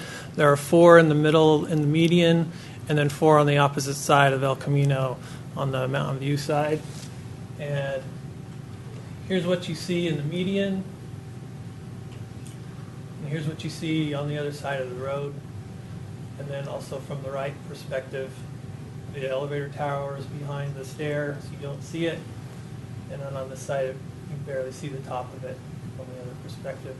And then just to give you a little more of a view of what you see from the south and north facade. And here it is from the east side and from the west side. So we feel that it's, honestly feel like in 5 or 10 years, we'll probably look back at this conversation and we'll be laughing about it because there'll be so many other buildings around it that this will be a little dwarf jewel in the middle of it all. So I hope that makes sense, and I hope what we're, I guess, after makes sense. I like to answer any questions you have. So. Go ahead, Anita. 2, please. With the 58-foot building as approved, what is your interior finished ceiling heights? 10 feet. They're 10 feet? 10 feet. Okay. Except for areas where we're softening for mechanical equipment and other things. Okay, but generally on all 5 floors, they're 10 feet? That was very important for the market that we have the 10-foot ceiling height, yes. And on the rooftop garden, maybe you can go back to about the second or third photo in where you really show the rooftop.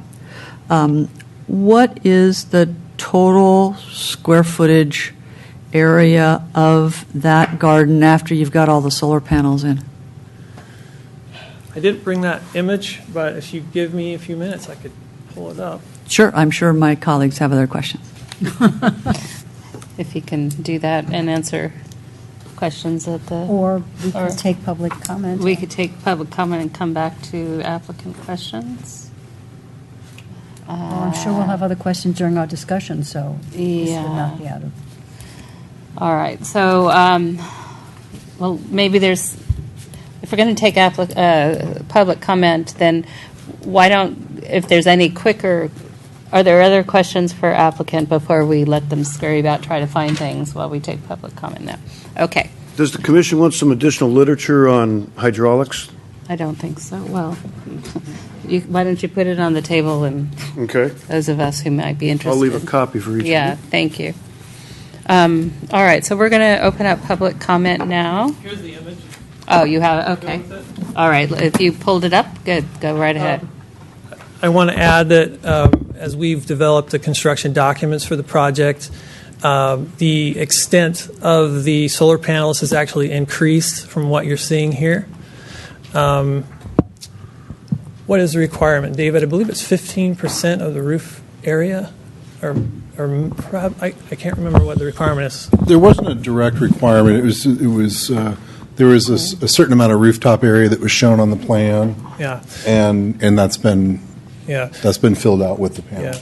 Yeah, we're in compliance with the amount that we need to provide, and it is significant. Well, I don't want to say significant. It basically occupies that same area, but we have added a few additional panels to comply.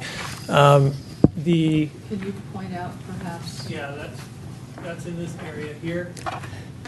So I'd say approximately 1,600 square feet of solar panels. And is there solar panels on the other side? no, actually, so on this side Can where you zoom we're in relying on on this? solar panels, we are not providing solar panels on this side. That's where the dishes will be. AT&T and...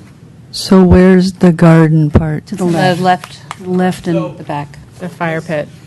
Yeah, no, I'm aware of that. I'm talking about the rooftop. Up here. That's the part. There's no garden. It's all of that area. This is the roof terrace. Okay, and can you just wag on the square footage? 1,900 square feet. Thank you. Of what? Of terraced Terrace, social that area. includes the walkway The pedestrian out to path? it, and the, as you come off the elevator, includes all of that area as well. Thank you. Okay, so now, go ahead. Just in terms of all the elevators that you looked at, are there, smaller elevators, slower elevators? Like, I just want to understand really If we went on, if we talk to someone, are they going to find an elevator that is less than 15 and a half feet? Not right now. There are definitely smaller elevators, more compact. There's smaller ones. Speed is a. Did you ask about speed?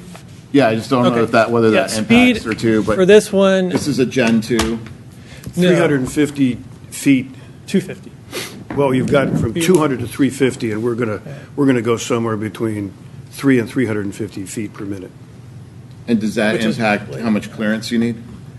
It typically does. We've verified with the manufacturer of this particular elevator that if we go with the 350, we'd actually need an additional inch from what we're showing. But we can accommodate that because we have 3 inches of Clearance. construction tolerance, if you will, in the elevator shaft right now planned for. So, but you're right. If you go faster, you typically need a little bit more overhead. And so if your spec was 250, what would you? If our spec, let's just put it this way, if we went to 150, Yeah. we'd be where we're at right now. So it That's doesn't an inch? change. It does, yeah. Got it. It doesn't change. And these are for this Gen- particular elevator. It doesn't matter if What that about much. what about for Mitsubishi or Schindler or Otis? Mitsubishi won't even provide an elevator for the project. Fujitsu, likewise, they won't. They do not have an elevator for the project. What does that mean? State of California no longer uses Schindler. Schindler's in a lawsuit. They messed up the Levi Stadium in a big lawsuit. Yeah. Otis. Otis has a higher overhead. I don't know if you have the documents. Yeah, David Cornfield, you have the breakdown of we supplied that with you, of the various elevators and the various technical specs. Yes, the commission has those Yeah, in their packet. yeah. Because I didn't bring that. So I did provide cut sheets for a similar elevator in the Gen 2 as well as in the Tyson Troop. And they both have higher overheads. Otis is a little bit lower than Tyson Troop, but it's still easily a foot higher than this one. So we can't go out to the market and find something that's. No, that was, like I said, that was our goal, is to find the one that had the lowest overhead, and this is it. Councilman Mordeau was thinking we could possibly find an Otis, and he used to work for Otis, as a side note, but Otis was a little bit higher than what Okay. we're speccing. Good. Is that all the questions we have for applicant at the moment? Okay. We're going to open up public comment. I've got 3 speaker cards. We're going to start with Fred, followed by Roberta, and wrapping up with Emily.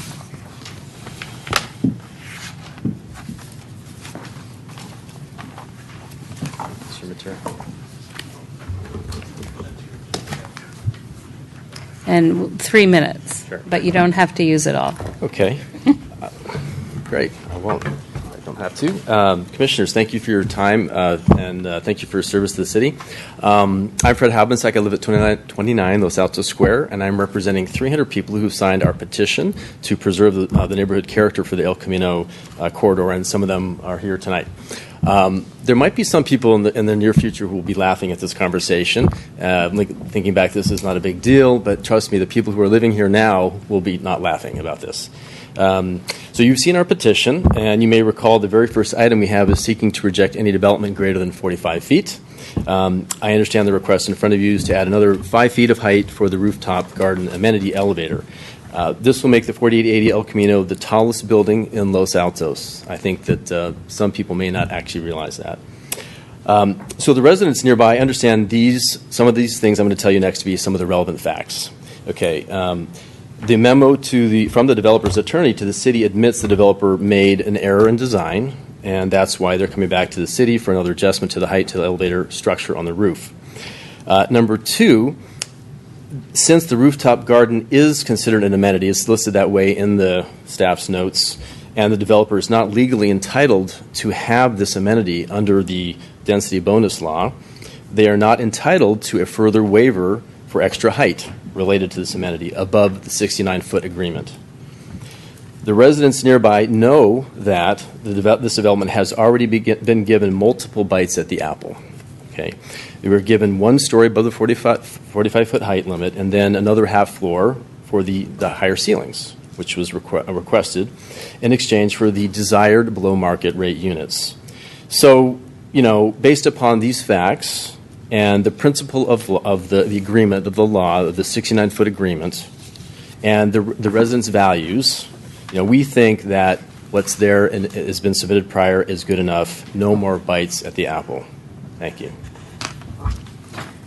Thank you. Roberta and Emily, you'll be wrapping up. Hi, Roberta Phillips, San Antonio Road. And I did want to, I read over the attorney's recommendations, and I believe that, like Fred said, it is not something that is necessary to give the developer. I think it is an amenity. That's nice. However, I think that the City Council and the PTC is bent over backwards. And like Fred mentioned, it's one of the tallest buildings in Los Altos now. I think that it's not up to the city to solve this gentleman's problem. I think he could make the entire building 69 feet or figure out a way to go underground with his mechanics or find another solution and not take advantage of the generosity that the City Council and the PTC has already shown him. And I hope that you will deny the request. Thank you. Thank you, Roberta. Emily.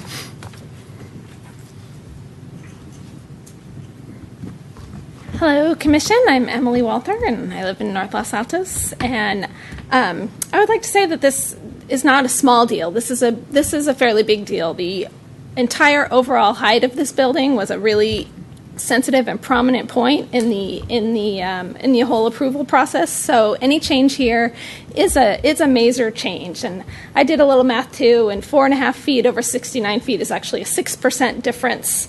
I am an accountant. I had to do the math. I just would like the Commission to think about the precedent of granting more and more variances. This building has already exceeded what the neighborhood can really support, and now they're asking for more. And just to think about the public trust and responsibility to the whole neighborhood as well as to the developers.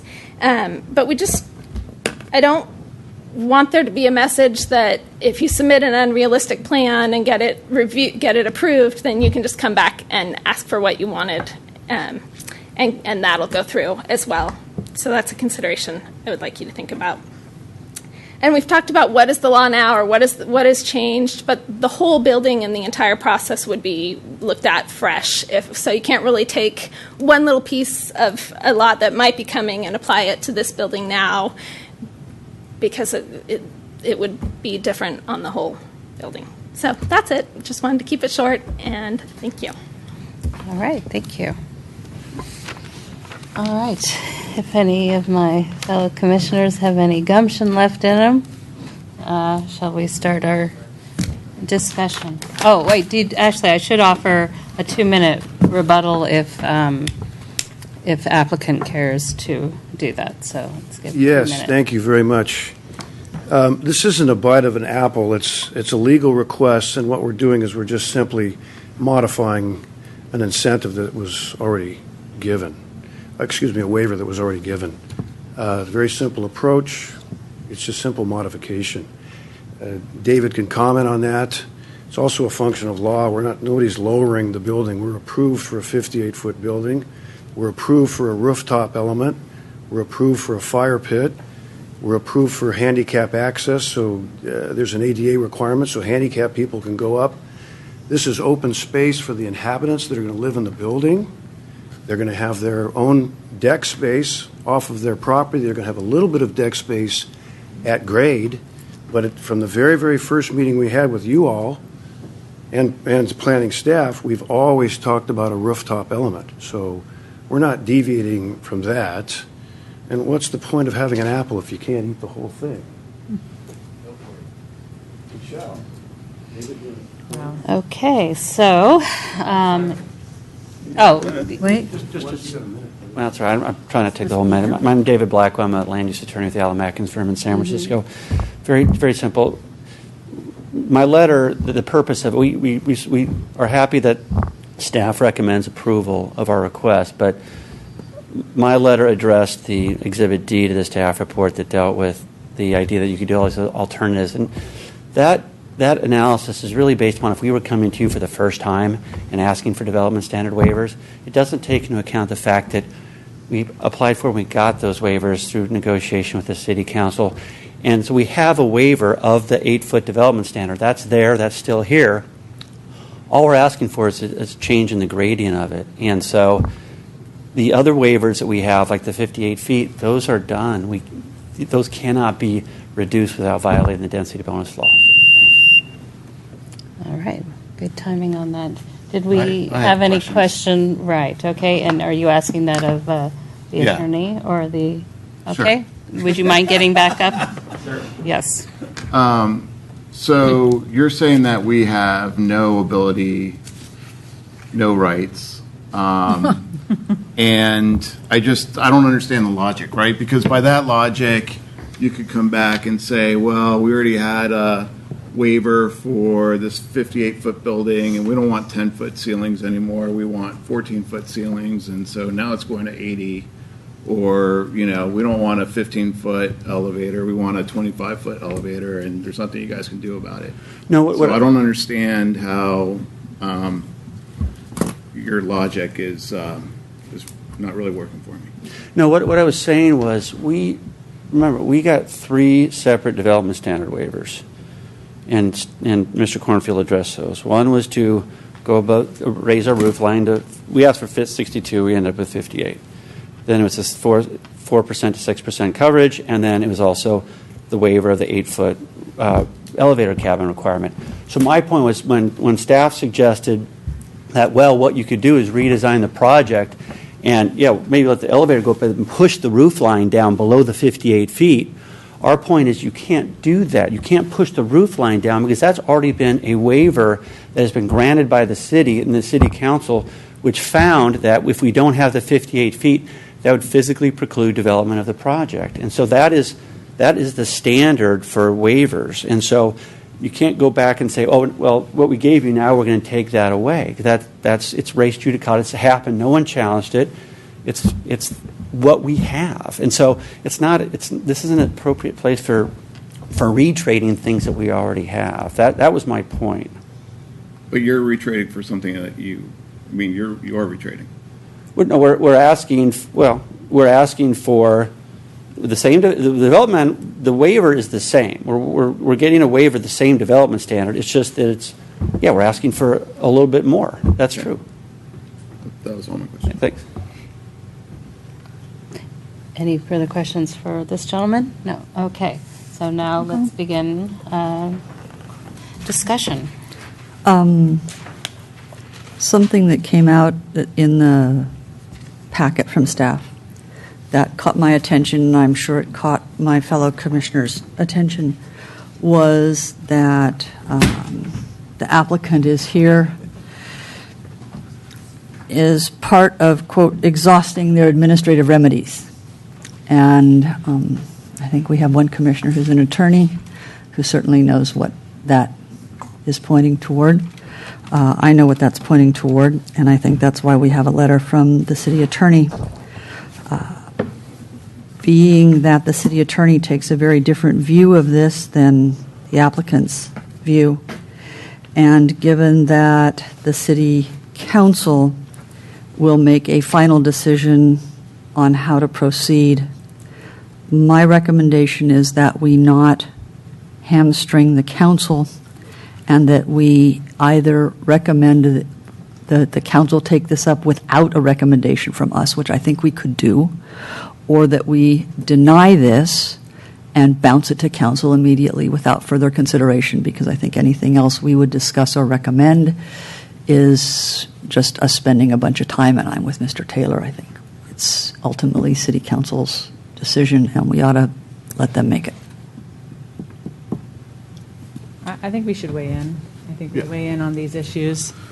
And I think they would benefit from at least, I think there's only a benefit that can happen from this discussion happening at this level. Let's see what happens. I'm happy to go next. Go ahead. Okay.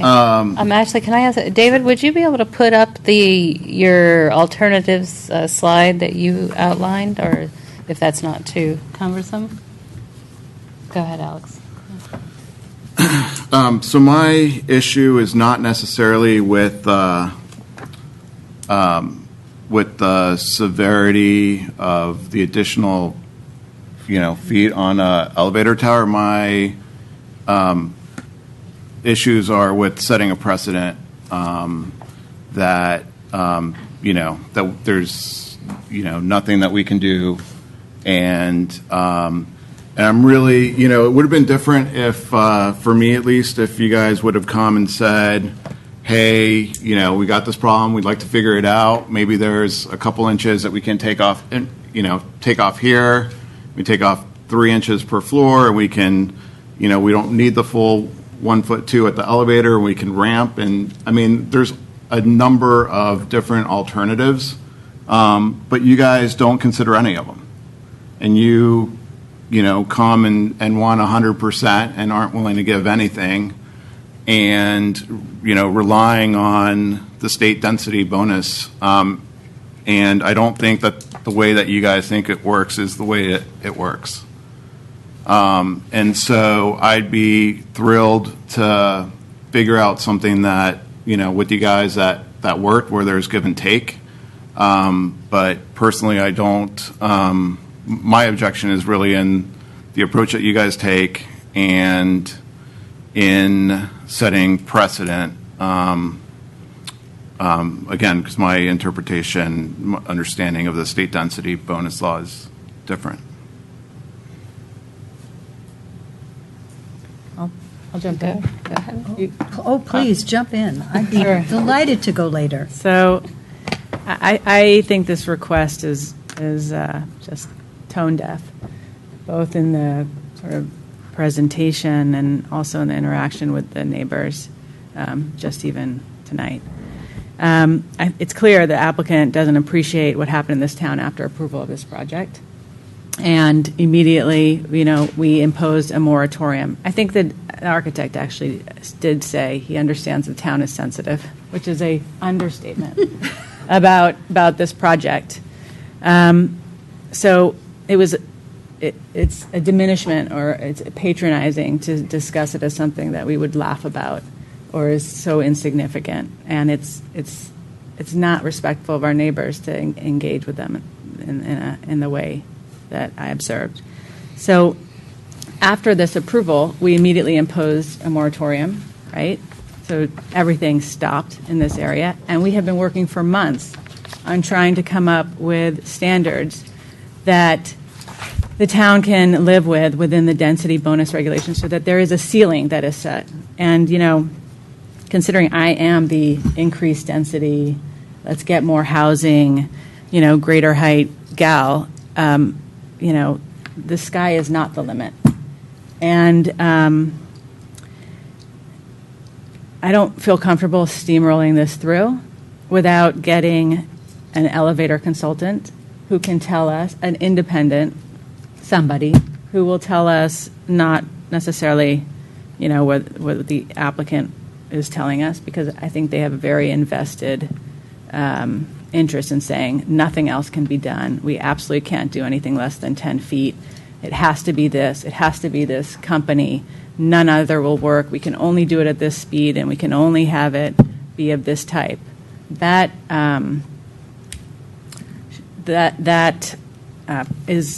persuasiveness for me, that is not persuasive anymore. So I would really like to hear from someone that will tell us if, in fact, there are alternatives, as there always are.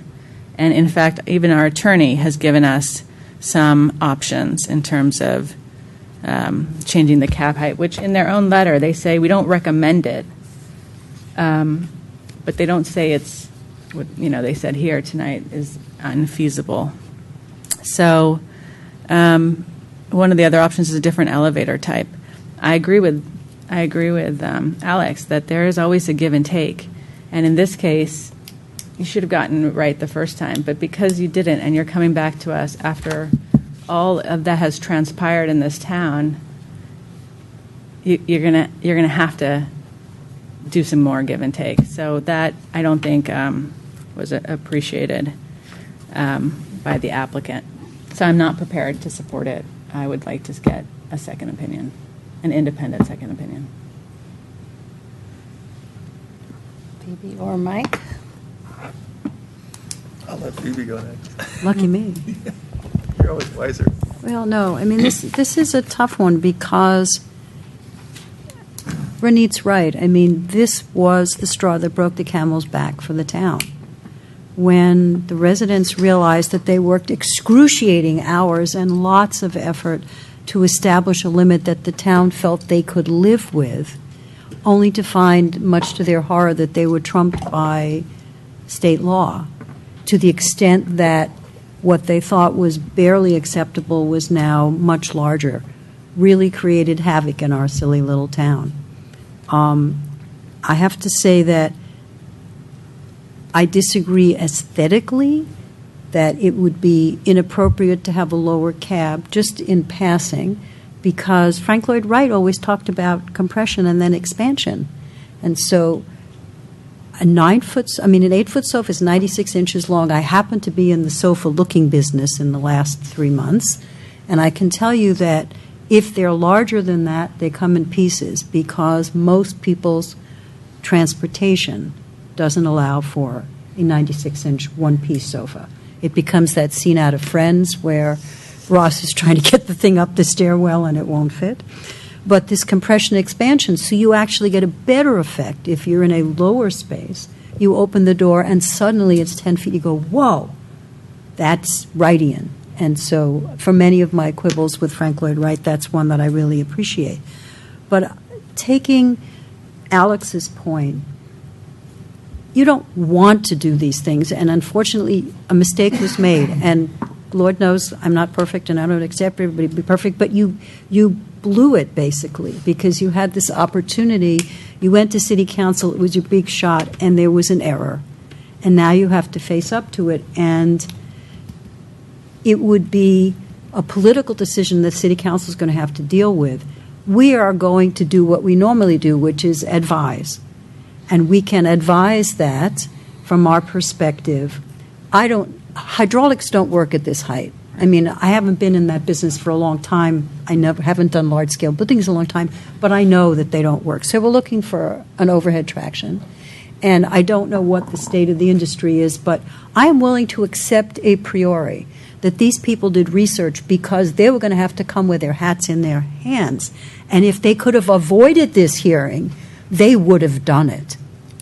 If they could have made it work. So that's not one viable way of doing it. But they could take a foot out of the cab, and they could take a little bit out of every floor, which is not desirable. I understand that from a perspective of sales. But in terms of recognizing how upset the community has been and what a process this has been for the town, even if they come and said the difference is 4.5 feet and we can make up 4 feet of that somehow, we'll make it work, will you give us 5 inches? That's different. And it doesn't seem like a lot, and truthfully, from an architectural point, I don't think you'll see it. It is a small proportion. It is set way back. The angle at which you view it is very, very steep. On the other hand, it's a principle. And the principle is we've already let the camel's nose in the tent. Now we have the whole camel in the tent. And now we're asking for a second camel. I think that the town is fed up with it, and I would be surprised if City Council wouldn't say that. But I do get back to what Anita said, which is we could, I believe, demur. Staff could pass on a discussion, and we can say, this is above our pay grade. But what do you think about getting someone who is not the applicant to to analyze even just the information they've presented about. Frankly, options. I don't even think it's worth it, because it's to their benefit to have found a lower one. Definitely. And so I can't see that. But it's not to their benefit to get one that has a smaller, shorter cab. But they can do that within the same system. That was not a question. That was a discretionary choice. They can choose to use a smaller cab within the same manufacturer and type and pick up a foot.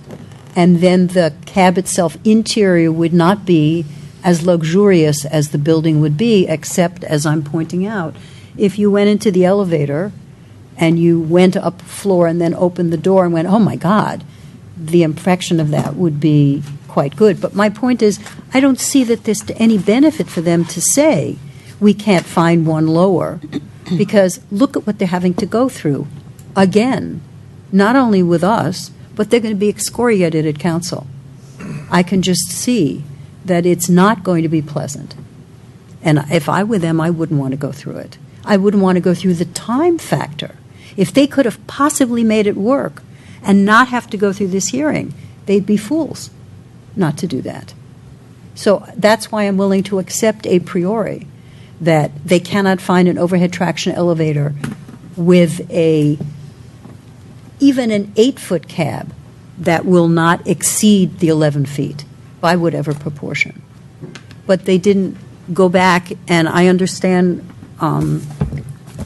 just a minute, I'll even have his name, David Blackwell, pointing out that they've been approved for 58 feet. It's granted, and that's true. And if they keep that, they may choose to keep that, in which case they have to come up with another way of doing it, or they're going to have council approve it. And I believe that will be a tough row to hoe. I like going last. No, the person who likes I know. going last. I mean, this is a real Especially tough at issue 10:45. I mean, because I've moved a lot of people over the last few months, and having the extra space in an elevator is huge. I can't express that. So I understand the height limit thing. I've moved couches and armoires that have been, you got them on their sides because you can't get them straight up. I also know that the total height of this building, as far as what they're asking, going 5 more feet doesn't seem like a lot, but I have to also agree that this city, the community, doesn't want a taller building, and that's the challenge. Even though they've been granted it, I'm for, I think, letting city council decide what's the right answer, because I know whatever we say, it's going to have a different conversation at city council. And it's, as you say, it's not our pay grade. I mean, it's not a building design, it's a slight design change, but yet it's not going to be us that's going to say yay or nay. And we could all agree and say, yes, absolutely, we believe you should approve this. And when it got to city council, it would be de novo there. Exactly. They would listen, and they would do what they would do. Okay. So that's my thoughts. All right. I'm beginning to hear a congealing of opinion. So, it's not actually, well, the whole thing is unfortunate. Everybody, it's just unfortunate. I do think that this comes to the crux of why this body at least has a draft in the ordinance change sitting there.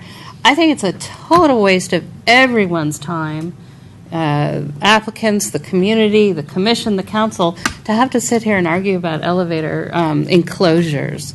So, which is why our intent, which may never happen, which is why we can't use it tonight as a standard, but our intent is to not ever have these arguments that if, that staff approves an elevator and then the minimum enclosure required to make that, enclosed is just approvable. So this hopefully doesn't happen more times than not. I also think it's not the building that's getting taller. It is the elevator enclosure, a very small thing. But we have seen what's happened, all the sensitivity around that. I mean, I personally, if you put aside the attitudes, I think some of us have taken exception to attitudes expressed by the applicant or even the attitudes of the town, really, granting a proper way to enclose an elevator tower, especially since even in the time frame, the city did acknowledge that 8 foot when this was granted wasn't even realistic, and it's now 12 foot. Again, we're on moratorium anyway. But so the whole thing is unrealistic. It's unworkable, and we should not keep. Hopefully, we don't keep finding ourselves in this situation. It's very frustrating. I would say that on its surface, it's really just saying, this miscalculation. We should be able to accommodate it to enclose an elevator. But given the context of the moratorium and everything else and the comments that my fellow commissioners have made, I really do think it is up to council to make the decision. And particularly in regards to this project, it really hasn't mattered so much. As we say, the council, what we've said in regards to this project historically, the council grapples with it and makes their decision on all the elements of this. So I would like to say if you looked at it without some of the attitudes and everything else, you could say it's a simple thing, but it's actually not a simple thing. And so I'm kind of liking the, PTC did not have a specific finding. I don't know how we'd word that in this Well, case. this is where we need to turn to staff. Yes.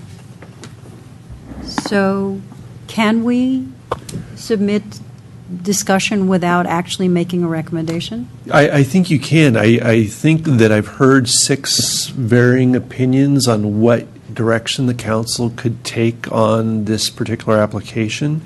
6 different ways they could elect to go, and I think we could carry those opinions forward to the city council and just note that because of the variety of opinions, it doesn't sound like you're able to come to one cohesive recommendation, whether to recommend approval or denial of the application. And I think that that's a reasonable conclusion to arrive at this evening, given what I've heard from all of you. I mean, our body has a tabled draft, but as I said, it's not something that's been approved and moved forward. So it doesn't matter if we say enclose an elevator as a minimally appropriate. So with that tabled. The only thing I could offer is, I heard a comment about trying to get some more information from an independent elevator consultant. If that would be or prove beneficial to the PTC members, would you like us to attempt to? I'm with Phoebe. gather I that? think we would just be No, I think, Yeah. spinning. our if city wheels. council wants it, they'll ask for it. Yeah. Okay. Yeah, give it to them. Right. That's where I would spend the time and energy. I don't think coming in front of our body to say this is the way it is going to help. Because my sense of the community was they were so unhappy about this height, and the idea of having people on the roof and having this roof amenity was only tolerable if there wasn't another humongous addition to height, and they were still unhappy about the 11-feet elevator just to accommodate the amenity of having the roof garden. So, if they want to take the roof garden away and then the elevator doesn't have to go to the roof, then we've solved it. So there's a number of ways to solve it, but they're all in the hands of the applicant. I think you can specify, so make sure that these alternatives include, because any other design solution is not explicitly saying eliminate the roof terrace. Well, I would add that one. So I would add that as a specific, maybe we can just make sure we're comfortable with this list of alternatives and say that, we discussed them all and we're going to send it up the transom. Is there anything else that's missing? I don't know if using a different elevator type. I think that one is not. I mean, I don't know if there's custom elevators available or No, not. there are only 2 but- types. It's A or B. That's Yeah. just the technology. Okay.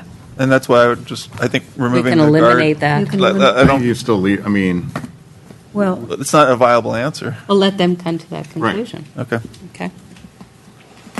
So should I move that our comments go forward to council, but without a specific recommendation with respect to the without a specific recommendation. the matter being presented to us? Okay. And, I'll second it. yeah, okay. right. Any other discussion? Again, make sure the alternatives eliminate the roof deck. Any further discussion? Nope. Okay, call for a vote. All those in favor of the motion, say aye. Aye. Aye. Any opposed? No? Okay. So, Onward. onward. That concludes item number 5. We'll move on to commissioner reports and comments. Who was at the city council meeting? I was. Lucky you. Thank you. It was actually a short meeting. Oh, but such a fun. I watched it. Yeah. Wait, weren't you at some, a while ago, because there was no coverage at a couple of the meetings that you weren't in attendance, no one had been at a city council meeting. We Is blame that them what all you- on you. You weren't here, so we said it must have been your meeting. and- Yeah. No, it wasn't. I have the list of who should have been aware. So. Hold on. We could look at that list later. I came late to the You didn't party, get the list? So Okay. I need a list, but You I should ask recall it David. was- There it was is a August. Yeah, there is. Is mine in August, Michael? Is it moistened in August? Moiston's August 22nd. Thank you. Bahi was supposed to be at the June 27th meeting, and Phoebe should have been at the June 13th meeting. I think a new list came out The June 13th I after. reported on. She did. She did. So there's only been one meeting that hasn't been reported on, Oh. which would have been Bahi's. Wait, on I the thought 27th. you were about to report on it. I'm now. reporting on the 11th of July. You guys were saying I wasn't here in No, June. Okay. it was an earlier one, but whatever it is. Yeah, All right. okay. All right, so. Anyway, the conversation was, as you all know, the 40 Main Street, is that right? Yes? Yes. Was question about whether the applicant could submit a, what do I call it? A public benefit. No, could submit a application with the city's property as part of the application. And the, Using the city's property. and it was interesting because the vote was looking like 2-2, and Which would then have failed. and then they got down to, well, this is all we're asking for. the minimal window, and it finally got approved 4-0.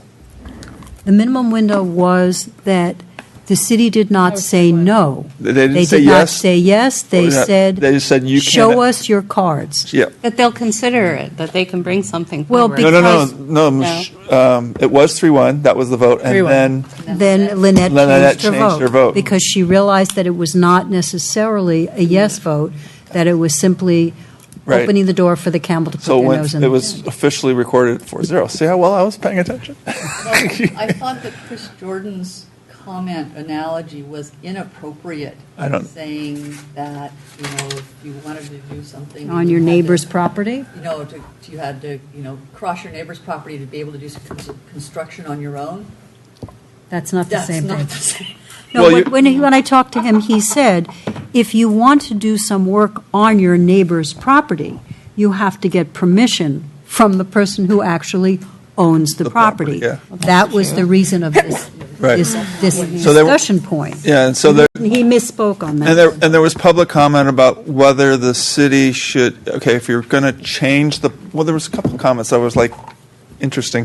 There were a couple of comments that if the parking structure was not up to code, that the city should take it on and just do it.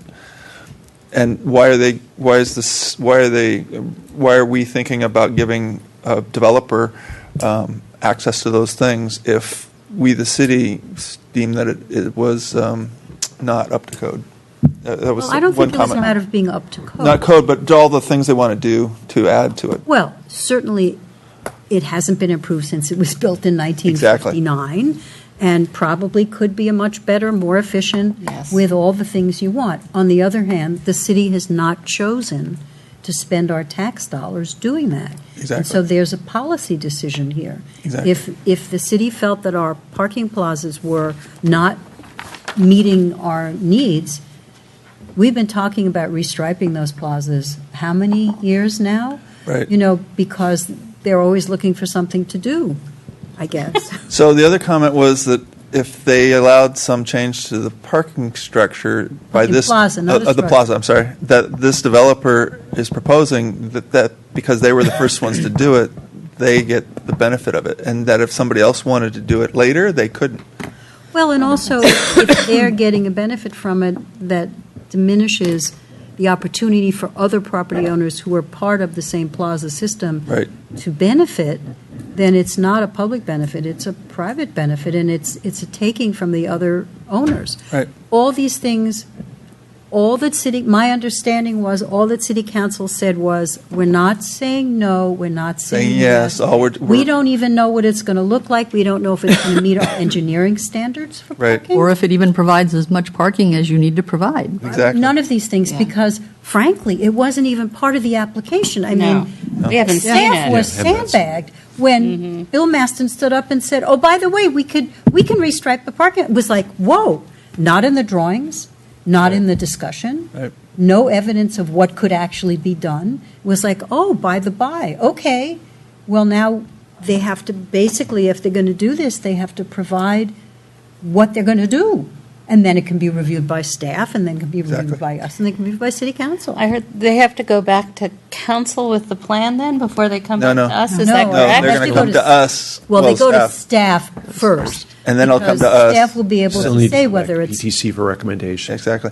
The other thing that was commented by two of the council members that I didn't understand was about the parking committee, because they're looking for the recommendations of the parking committee to have a bigger picture. But my understanding, being on the parking committee, was that we were disbanded because of violations of the Brown Act. Oh, dear. And therefore, I don't know why everybody's talking about a parking committee. Oh, but Well, we made the- recommendations. They went to an expert for his evaluation, and there's some.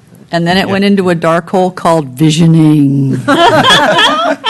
And we are supposed to bring those forward in the fall of this year. Okay. The parking recommendations with codes and other. So it's a parking policy. recommendation. Really, it's not the committee's recommendation.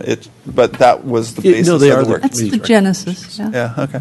Foundation. The other thing that went through was David did a wonderful job of presenting, because nobody said anything, was developer fees got increased by 5%. good work, David. It's a cost recovery. then. Greased lightning. Yeah. Yeah, it just went boom. I'm like, wow. That's pretty good. It was. Maybe you should do the, hey, David, maybe you should do the speed limit. Increase it by 5%. And the other thing was about fundraising, and I didn't pay attention to the rest of it, but it was kind of Not interesting. relevant to this body. It wasn't relevant to the body. There was some conversation, though, that John Mordeau had. I forgot. Oh, the parking structure, I think. He said something about not only the Plaza fundraising or part. structure? We have to I do can't plaza. remember. I can't remember. It was like he mentioned like there was another thing, and I can't remember what it was because I was curious to hear the end of it. I thought it was interesting, since the First Street project had been excruciatingly careful to say that any work they were doing relative to providing a park and parking not on their land was not the public benefit, that their public benefits that they were providing were on their property. I thought that was because council had directed them. What about the parking lot below public property? Still, they were not counting that as a public benefit. There's a legal reason for that, Phoebe, and that is they're planning to fund all of this by giving a donation to a 501c3. And as a business, if they take a tax deduction for that, they cannot benefit from any of the use of those Thank you. funds. So it actually is. I thought it was from council, but now I understand it's No, illegal. So the thing that John Mordeau mentioned, I Oh, good, remembered. reminded you. Yeah, Plaza 8. Or is it Plaza 7 that the Lacey project is? Plaza 7. Plaza 7.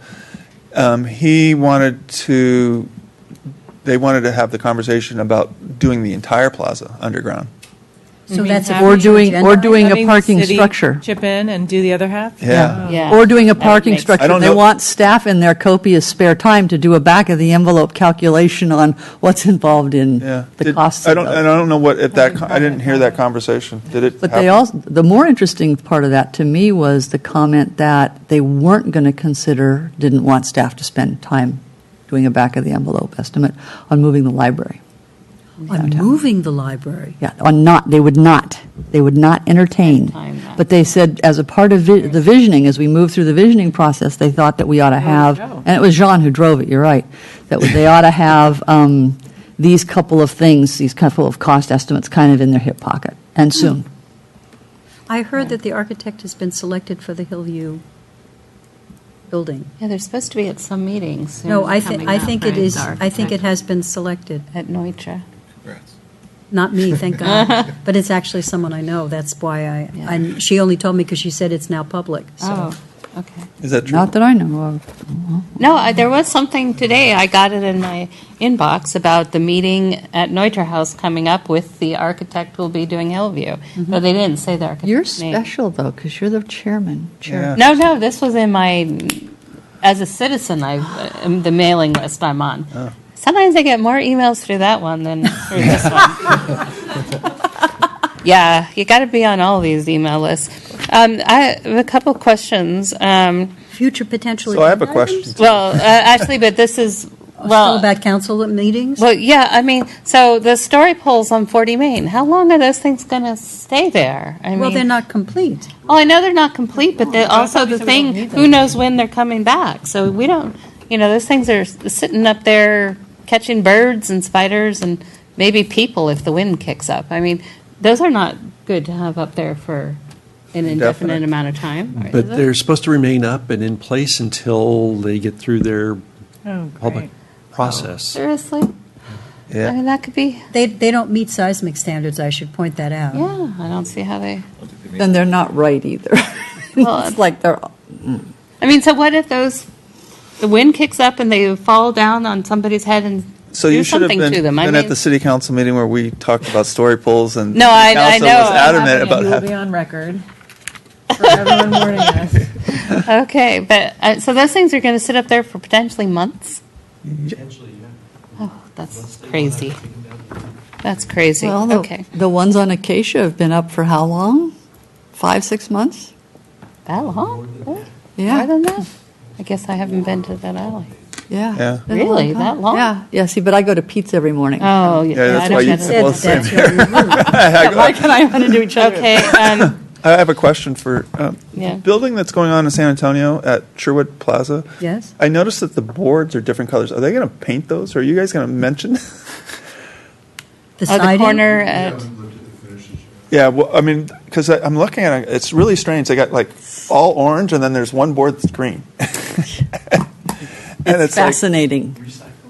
I don't know. When they put them up, they put all the boards, I thought were going to be all the same color, and then one board's off, right? And you've seen it, and they're on the other side, it's the same way.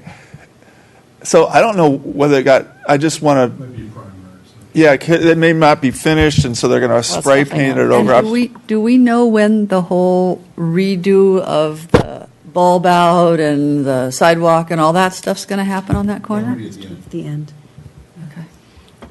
I guess, the first question we always have when a client calls us and they're really upset is we say, the first question you need to ask is this finished?